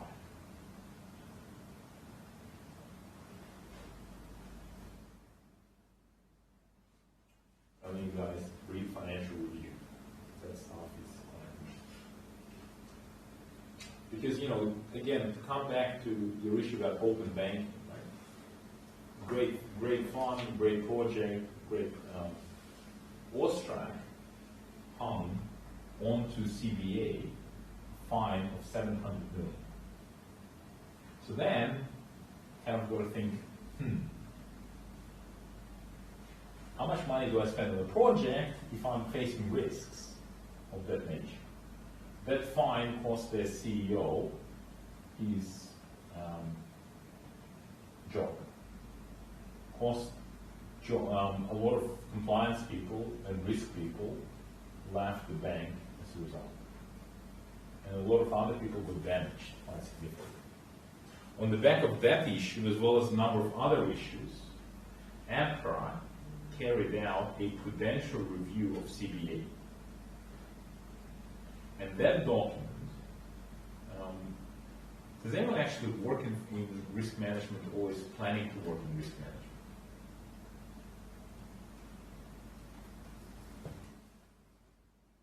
Because if you do, that document is a must read.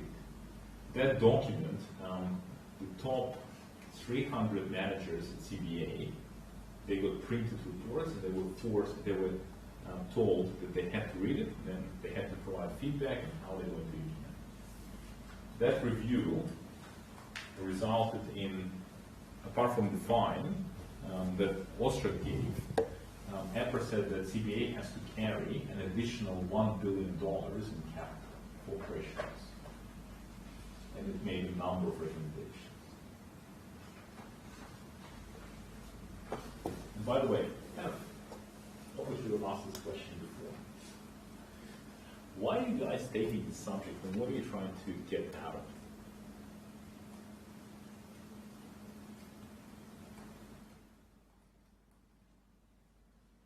It's me just an understanding of how specifically Australian financial risk management works.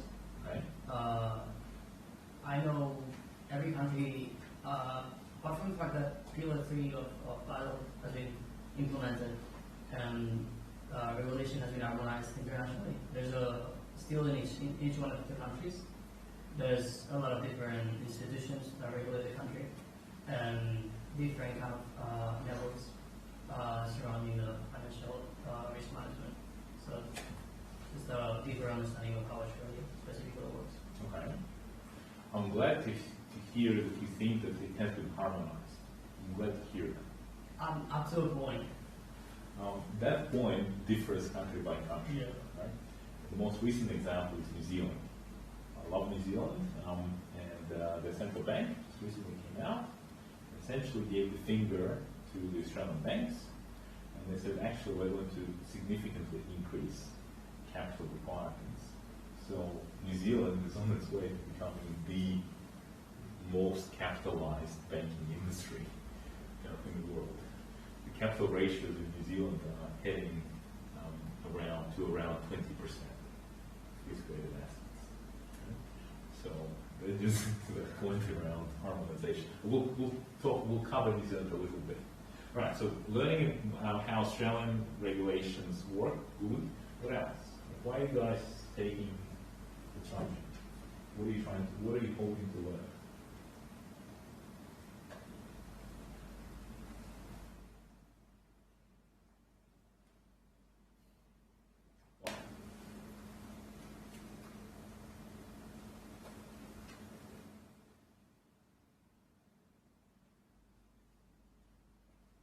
I'm flexible, right? So that's why I'm teaching what I think is interesting. What are you hoping to learn?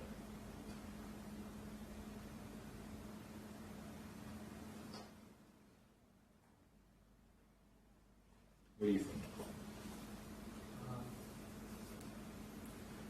Maybe how the regulatory system differs from the country I maybe kind of work in. And which country is that? China. Mainland, Yeah. right? I had a couple of meetings with CSRC, but the way it works is quite different from mainland. Which is, again, it's interesting because it's a different way to regulate, a different way to achieve outcomes. And it works, right? It's completely different, but it works. But out of interest, like why this subject, why not other subjects? Because I don't think it's compulsory, right? It is compulsory. It is compulsory. Excellent, right? So you have to be here. Excellent. Now we're talking. Right. So coming back to them to Ostrak. So from an Ostrak perspective, right? They became a regulator, and now they started enforcing the law, and they started giving fines. CBA was by far the biggest. There was another fine that they gave to a company called Tabcorp, and it's a company that is involved in gambling, and again, it's for failure to undertake sufficient money laundering prevention. And I think Tabcorp got something like 37 million. Now, 700 million that Ostrak issued, I have a feeling that that's more than all the other fines in the history of financial services combined. I don't think that before that, combined fines were up to 700 million. So when the Austrac came out and did that, that was quite significant. It's still not as significant as the other regulators globally. So post GFC, again a question, how much do you think banks paid in fines globally, post GFC in total?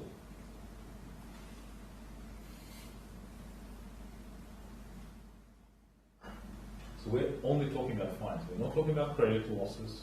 We're not talking about market risk losses. Okay?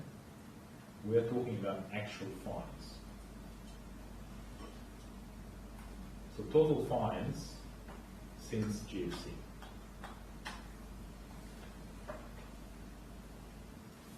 How much? 1 million. How much? 1 million. 1 billion? How much? How much do you think?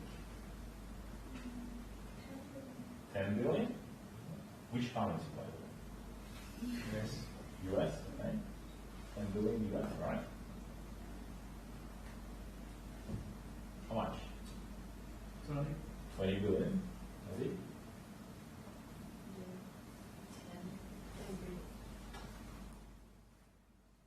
Anyone else?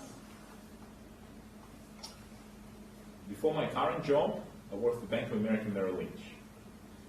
It is number one in many different things, including in relation to fines. Bank of America is leading the charts.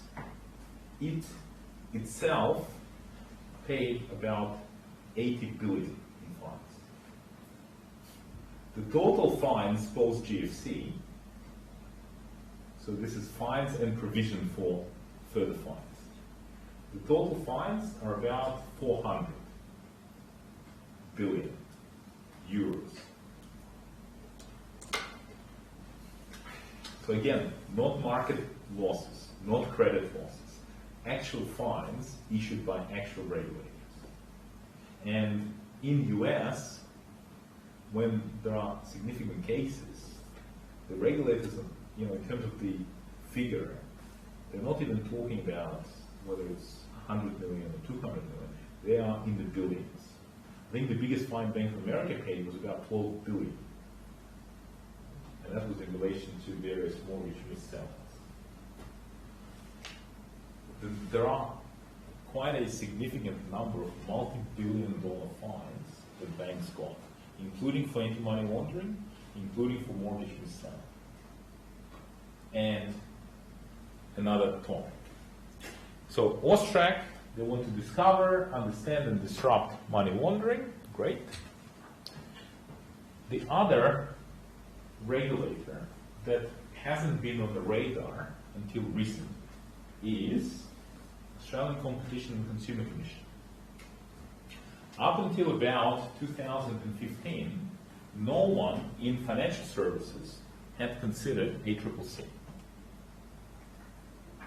I have to be honest, I haven't considered ACCC, except for until one day when I got a call from my reception to say, Anatoly, there is a letter addressed to the CEO, and I think you need to see it.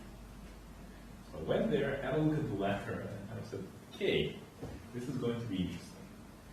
ACCC started investigating financial services. Now, ACCC is the Competition and Consumer Commission. Their focus is on competition law. They're not a targeted financial services regulator. Although now, post all the issues that have been identified, the government gave them money to set up a dedicated financial services unit within ACCC. So they now have a unit. Normally they looked at things like ports, right, to make sure that there's sufficient competition in the ports industry, in the ports, to ensure that there's sufficient competition and nobody's abusing their privileges in the transportation. Right? So if somebody owns a monopoly in transport, that other competitors have access to it on a fair terms.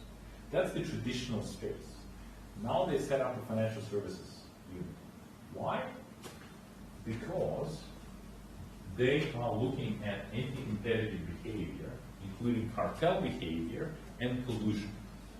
Collusion means agreeing with someone on what to do in relation to someone else.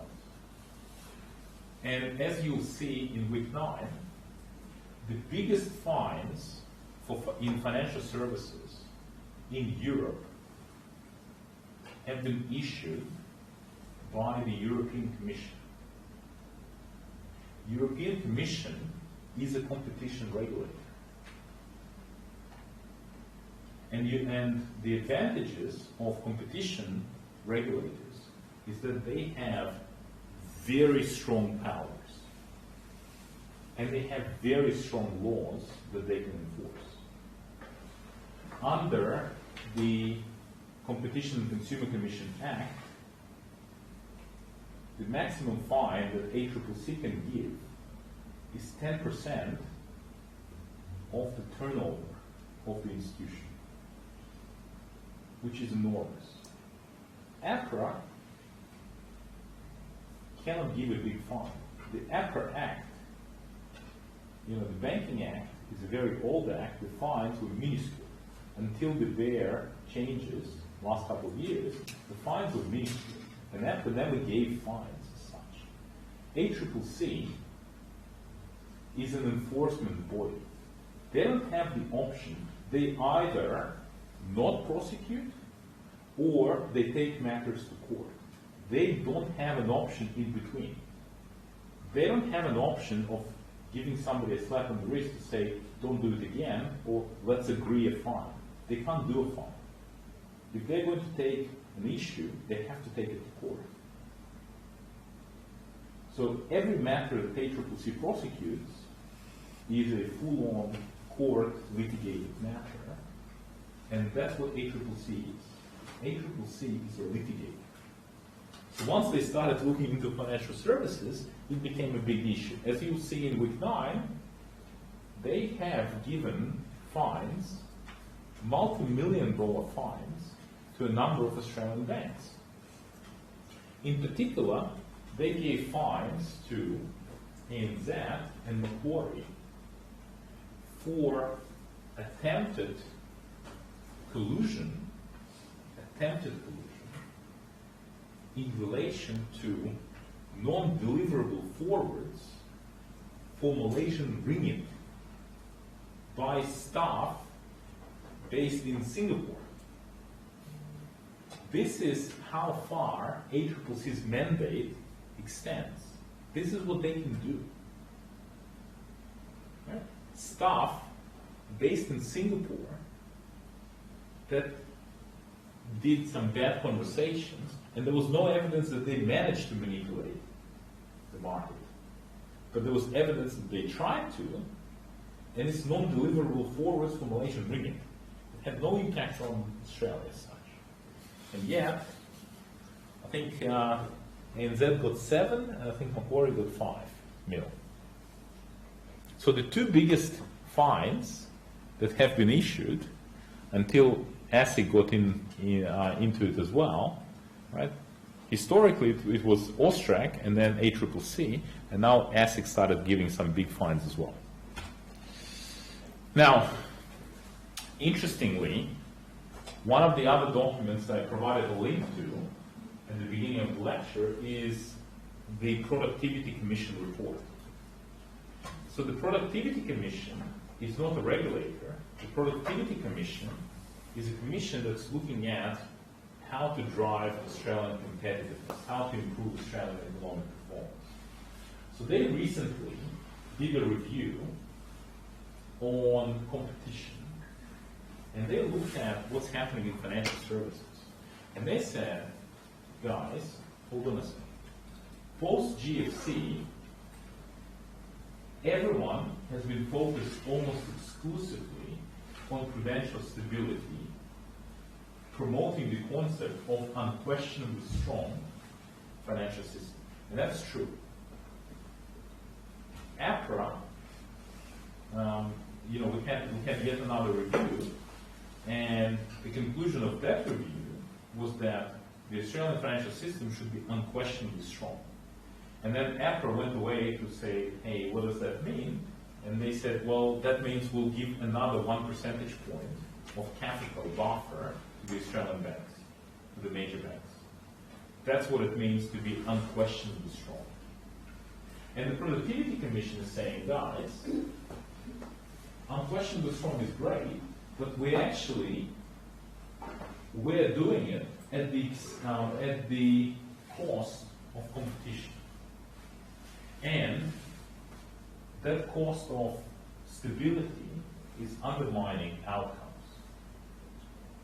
And that leaves consumers and the economy worse off.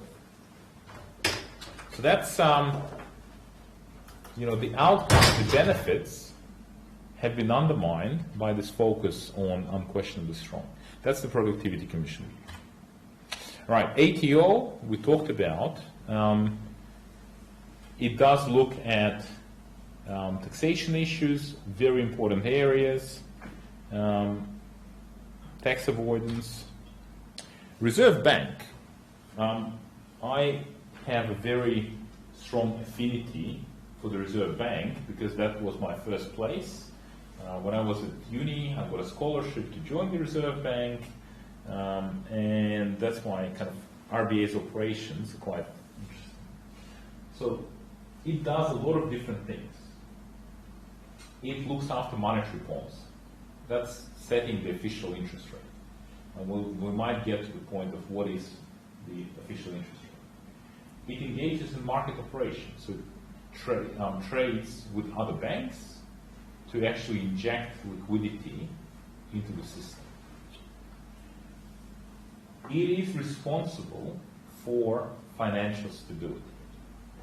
So APRA regulates individual institutions. So APRA looks after specific banks. Reserve Bank has a financial stability board, and it publishes financial stability review, and it has the responsibility for the overall stability of the financial system. So from that perspective, it's not about regulating individual banks, but rather regulating the entire infrastructure. And they do regulate infrastructure providers. RBA provides the payment system. So when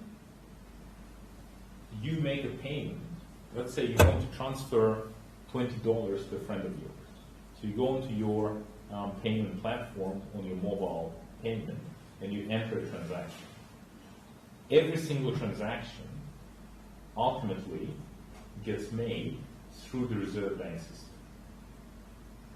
Right? So real-time transaction system called RITS. The Reserve Bank actually also operates as a bank. So it actually provides services to government departments. Historically, where the Reserve Bank came from, so when I joined the RBA, I remember we were having some sort of a formal lunch, and I looked at the silver-plated cutlery and all that, and I turned it around and I saw Commonwealth Bank of Australia. I said, well, why does it say Commonwealth Bank of Australia? And then they said, well, actually, Reserve Bank used to be part of the Commonwealth Bank of Australia, right? So it had a banking arm and it had a central banking and a central bank. And then they got split. So the RBA became standalone central bank, and then Commonwealth Bank continued as a government-owned commercial bank. And then they got privatized. But historically, RBA was part of CBA. So they continue to provide banking services to government departments, and they also involved in issuing banknotes. So there was a subsidiary that was doing that. The objectives of the Reserve Bank is the stability of the currency, full employment, and the economic prosperity and welfare of the people of Australia. These are actual objectives of the RBA. So the Reserve Bank is located in Martin Place. If you are ever in Martin Place, you can actually walk into the RBA, and on the right-hand side, you will actually see, at reception on the right-hand side, you will see these objectives kind of on the wall. And on the left-hand side, there's a little currency museum. So you can walk in there, and you can look at various exhibits about the history of banknote production. You don't get to take any samples home, but you can review what it looks like. And the RBA has always thought about how to achieve these objectives. Because stability of the currency, you could say, let's have a fixed exchange rate system, then the currency is very stable. But is that the best for the economic prosperity? So those objectives are very hard to achieve at the same time. So the Reserve Bank entered into an agreement with the government to say, we are going to achieve all of these objectives by inflation targeting. So the RBA tries to achieve these things by doing this. And this means they're trying to achieve a core underlying inflation in the medium term between 2 and 3%. And they do it by way of monetary policy changes, meaning that the instrument of power is changes in the official official interest rate. So they change the official interest rate, that impacts inflation. Other regulators. This is kind of, you don't need to know what these are. The basic regulators you do need to know. These ones, this is just FYI. I remember I received a notice from something called ATI. And I thought this was a joke. I thought that somebody just made it up, and this is phishing. So then I Googled it, and then I realized that this agency just got formed, and that this is a real agency, and this is a real notice that we needed to provide information to. So this is the Australian Criminal Intelligence Commission. ACMA. ACMA is actually quite important. So when you talk about direct telemarketing, like those phone calls where people are trying to sell you stuff, right? That all of it, and spam. So whenever somebody reaches out and you get an SMS, say, hey, would you like to get this product? Usually at the end it says, to stop, please text stop to this number. The reasons for that and the unsubscribe buttons is under the Spam Act. And that is regulated by ACMA. So they also regulate the do not call register. So if you don't want to be called with various marketing calls, you can put your number on the do not call register. So that's all regulated by ACMA. Probably my funniest experience with the regulator was exactly ACMA. Because one day, again, reception call to say, please come down. So I came to reception, and there's guys with a warrant, and they look like people from Ghostbusters. So, with various equipment, antennas sticking out, lights going, and I'm like, what's going on? Then they said, you've got unauthorized equipment on your premises. Here is a warrant for us to review your premises. So then we proceeded with those guys with antennas walking through the floors until they identified that we had a hands-free set that was from the US, and it was operating at the wrong frequency. And it was actually interfering with the 4G mobile phones. And apparently this is quite a common problem. So that's why you can't bring overseas hands-frees and handsets into Australia, because they operate at different frequencies. And then we have to physically smash the offending unit and give them evidence that it has been destroyed. Right? So that's ACMA. Department of Immigration and Border Protection, they get involved as well. They issue notices, especially when somebody is trying to leave the country. AFTA, Australian Financial Complaints Authority. This is a newly formed authority, and they deal with financial complaints. So a lot of the issues that banks are dealing with now are issues through AFTA. Office of the Australian Information Commissioner. That's our key privacy regulator. So that office is the one that publishes the privacy principles. So the privacy policies that you get are all based on that. There's another one called Workplace Gender Equality Agency. And most companies have to provide a report to WGEA. And in that report, they actually have to document how much they're paying men and women by different levels.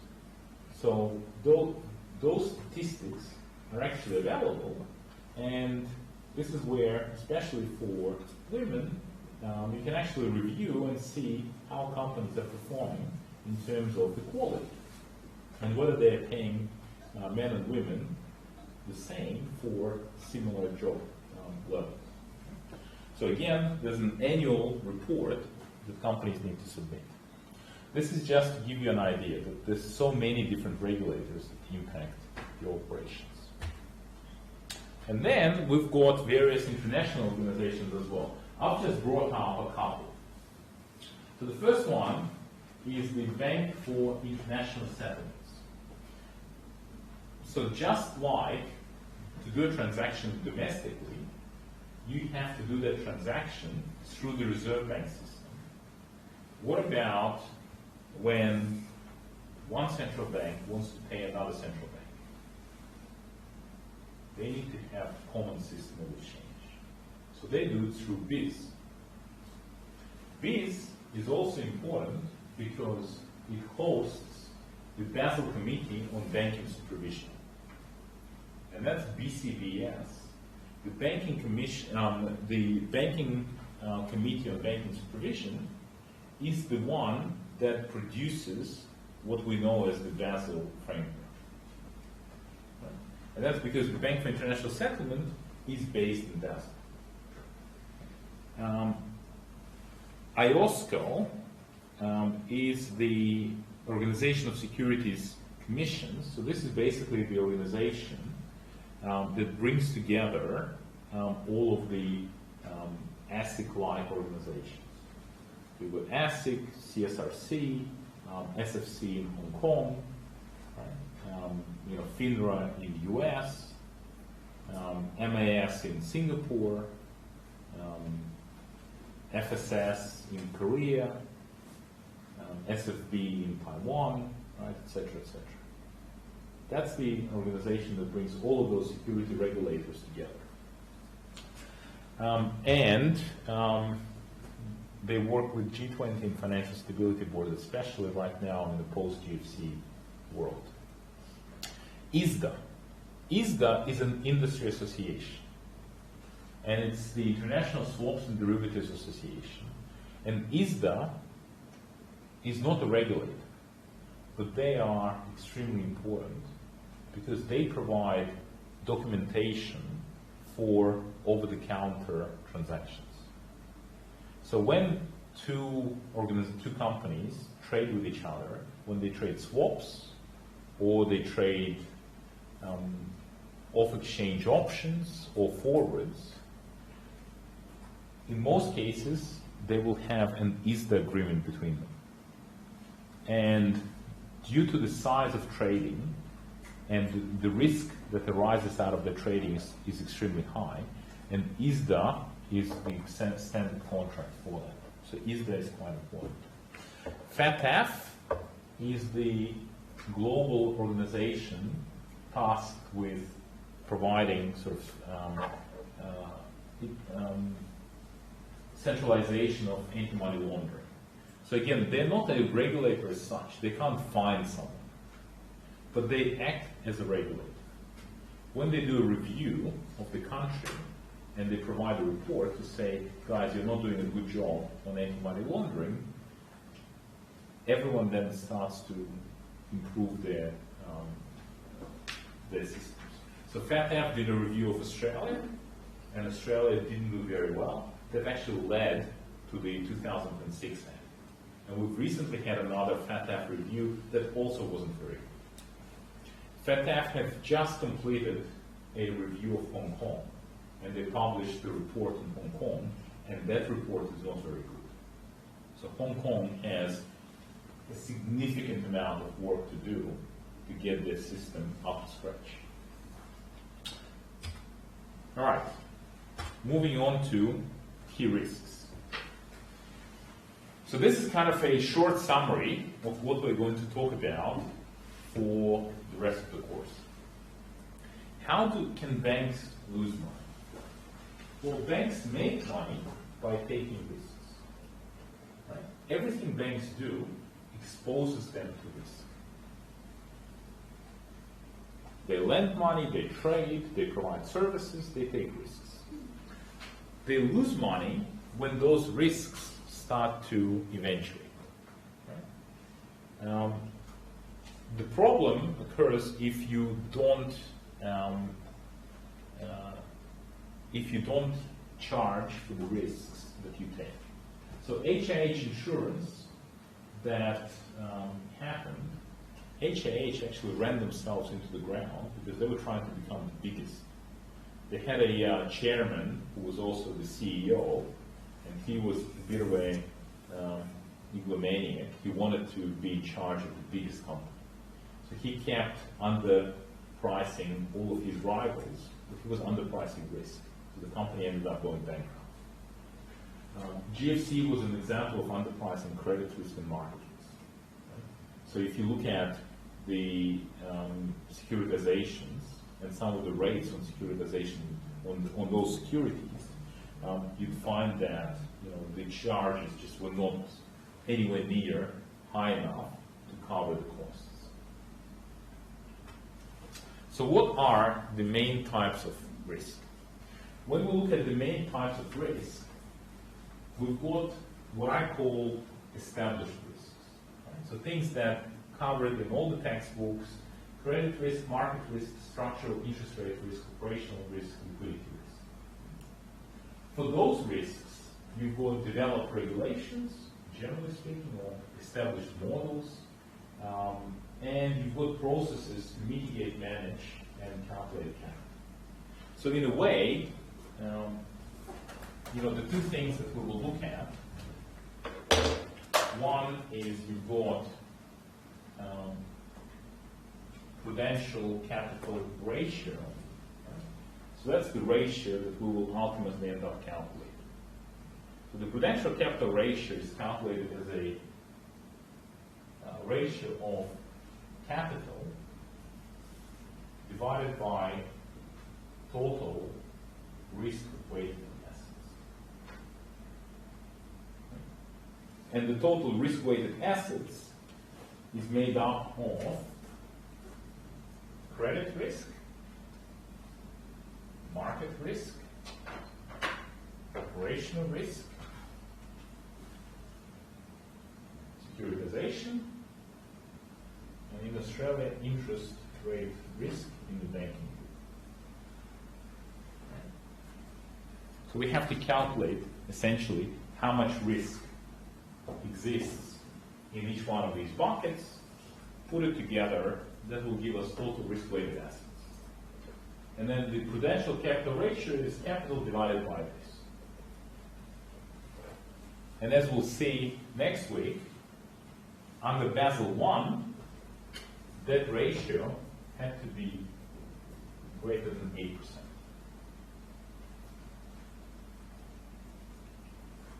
In Australia, banks have generally been operating above 10%.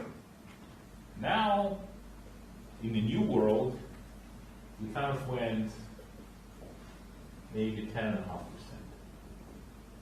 And then we went, but we also want to be unquestionably strong. Maybe we go 11.5%. And now we're talking about, but there are other risks. So maybe going forward we should go to 13.5%. And in New Zealand, they're going, well, actually, forget all this. Let's go for something like 20%. So, in terms of the reforms, the actual models to calculate the risk are being changed, and the actual amount gets changed as well. The other issue is actually looking at what counts as capital. That's also a question. Right? So, but that's main type of risks. Note that liquidity risk is not one of them because we don't calculate capital for liquidity risk. We manage liquidity risk differently. So it's not, the answer is not capital. And then, the other types of risks are governance risk, conduct risk, compliance risk. I call them emerging risks. I don't say that they're new risks. Conduct risk has always been there. Compliance risk has always been there. It's just that these risks are starting to manifest themselves, and the regulators are starting to punish banks for misconduct. As soon as banks started to exist, market misconduct was an issue. Insider trading has always been an issue. Market manipulation, right? They're not new. But right now, given the size of banks, the regulators are taking this very, very seriously. So, let's just briefly go through what are these risks. So, if we look at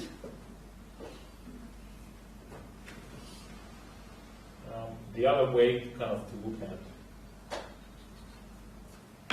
the course is to look at our T diagram. So assets, liabilities plus equity. What are the key assets that a bank has? Deposit. What is a deposit? Cash. Okay.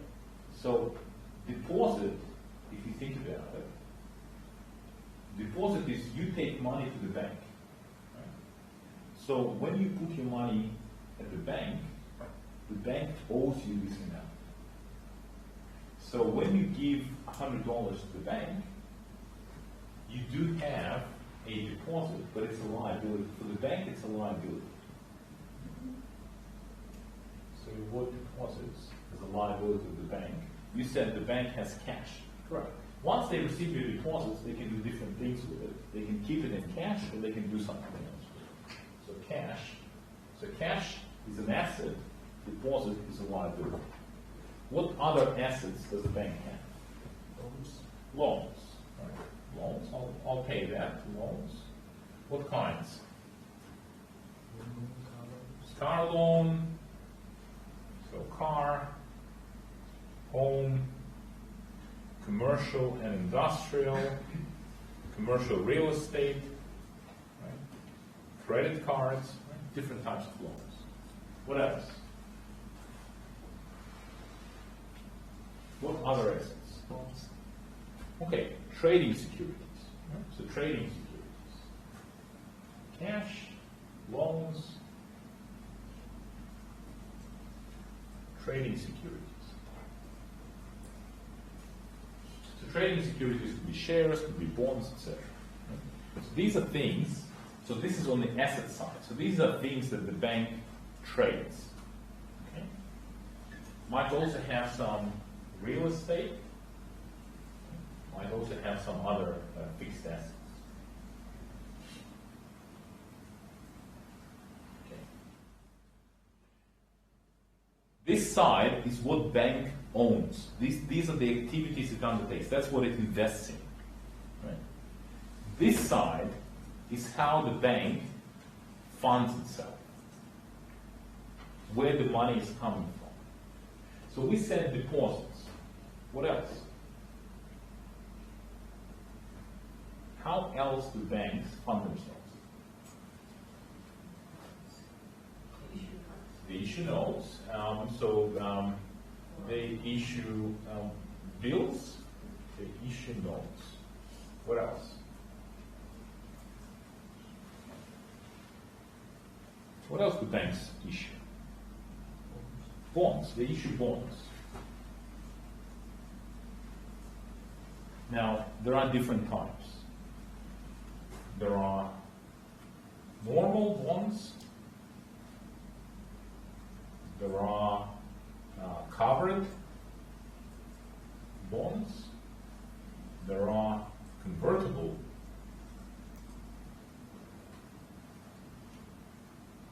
bonds, right? So different types of bonds. What else? What else do banks issue? Stocks. Shares, correct? So they issue shares. And I'll also probably mention, let's say, preference shares.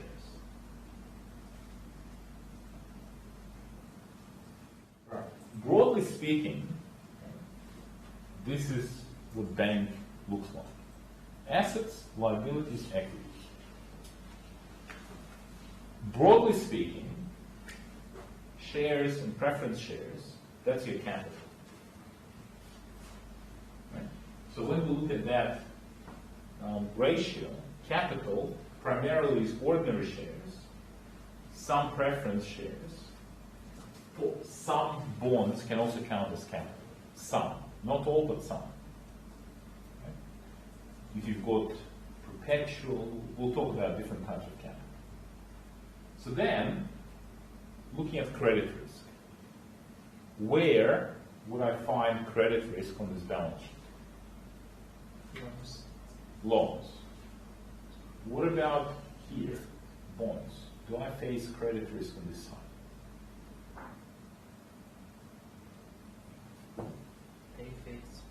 They face credit risk. No. Correct. That's the point. Credit risk is the risk that the other party doesn't pay you back. Asset, loans here, is about you lending money. The bank lending money out. On this side, this is you, the bank, issuing bonds to others. Bonds that you have issued, the credit risk is faced by investors towards you. You don't face credit risk. So credit risk is found primarily here. So this is where we generally find credit risk. Okay? What about, so then we've got counterparty risk. We can talk about sovereign risk, so that's where the government fails to pay, and Argentina is back in the bad books. We talk about settlement risk. Right? So settlement risk is where you have a transaction, you agree the transaction, and then for some reason the transaction doesn't settle. So you agree on the foreign exchange transaction, doesn't settle. Lehman Brothers collapsed because of liquidity risk, among other risks. But in that, there were some really interesting examples where in Europe, Lehman Brothers already collapsed in the US, but in Europe, they did an FX transaction where they paid money out when they shouldn't have. You pay money out, Lehman Brothers has already become bankrupt, they're not going to pay you. So you just paid out your side of the transaction, the other side is not being settled. And this was like a 300 million euro transaction. So you might get back 10 cents in the dollar, so you just lost 270 million euros just because you haven't managed the settlement risk properly. Now, within the bank, you've got this concept of trading book and banking book. And we'll talk about it when we talk about market risk.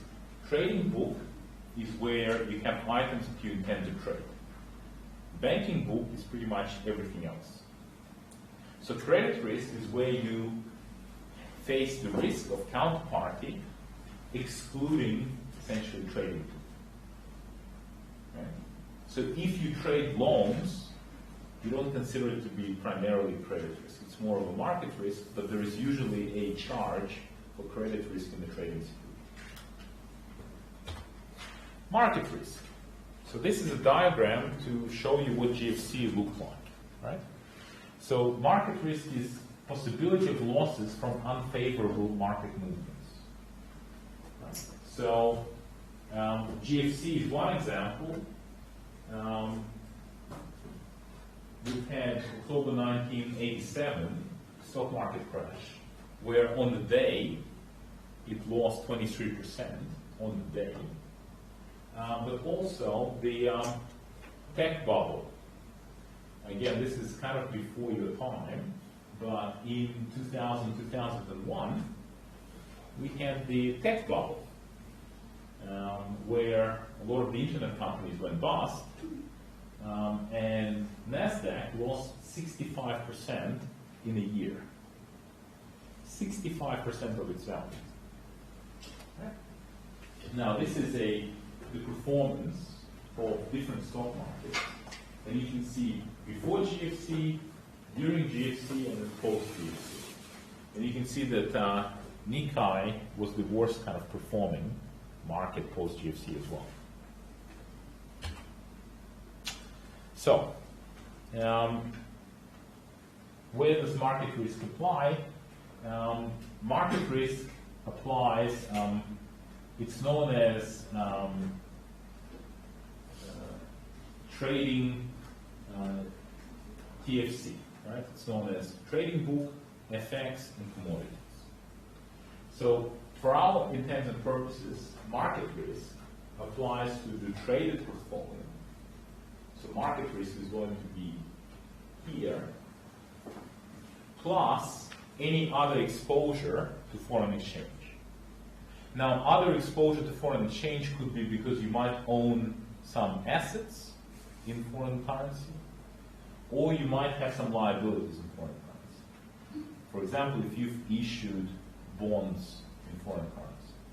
So then, in that case, any FX exposure will be covered as part of market risk. The trading book is items that you hold for short-term resale, and you expect to benefit from price differences or things that arise from market making and broking. So right now I work for a market making company, right? So all of the positions that arise are essentially trading book positions. Structural interest rate risk. Now, structural interest rate risk, again, fundamentally comes from this idea. What do banks do? At the very basic, banks take deposits, make loans.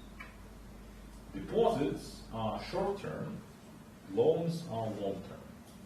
So you have this basic structural mismatch in the maturity and the interest rate for the bank. That's a structural interest rate position. Right? So you exclude trading book and you exclude tier 1 capital.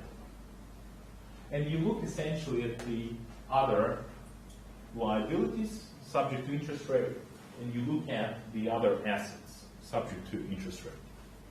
Right?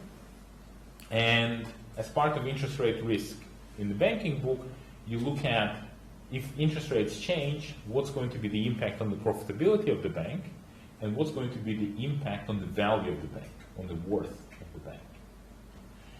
Now, in Australia, this risk, interest rate risk in the banking book, is included in your calculation of minimum capital.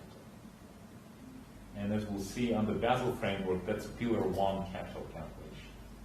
In some other countries, this is not included as Pillar 1, it's actually calculated as Pillar 2. But in Australia, conservative approach, we're calculating it as Pillar 1.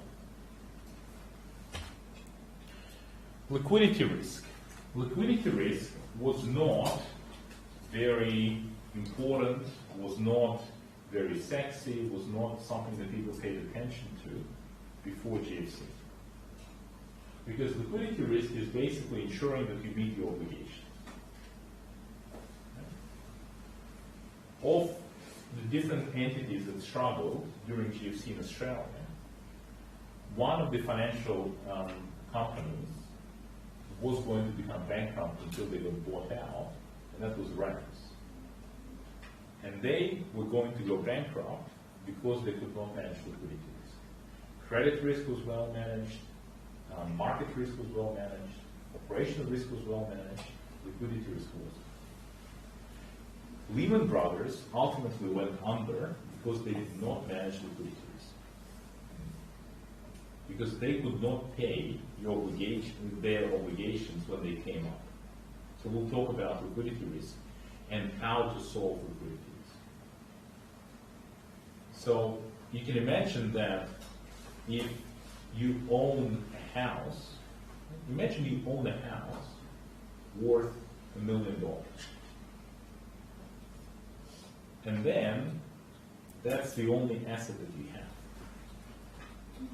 And then you need to pay for petrol and you need to pay for food. How can you use your house to pay for that? So you wake up in the morning, you have a house worth $1 million, but you need to eat now.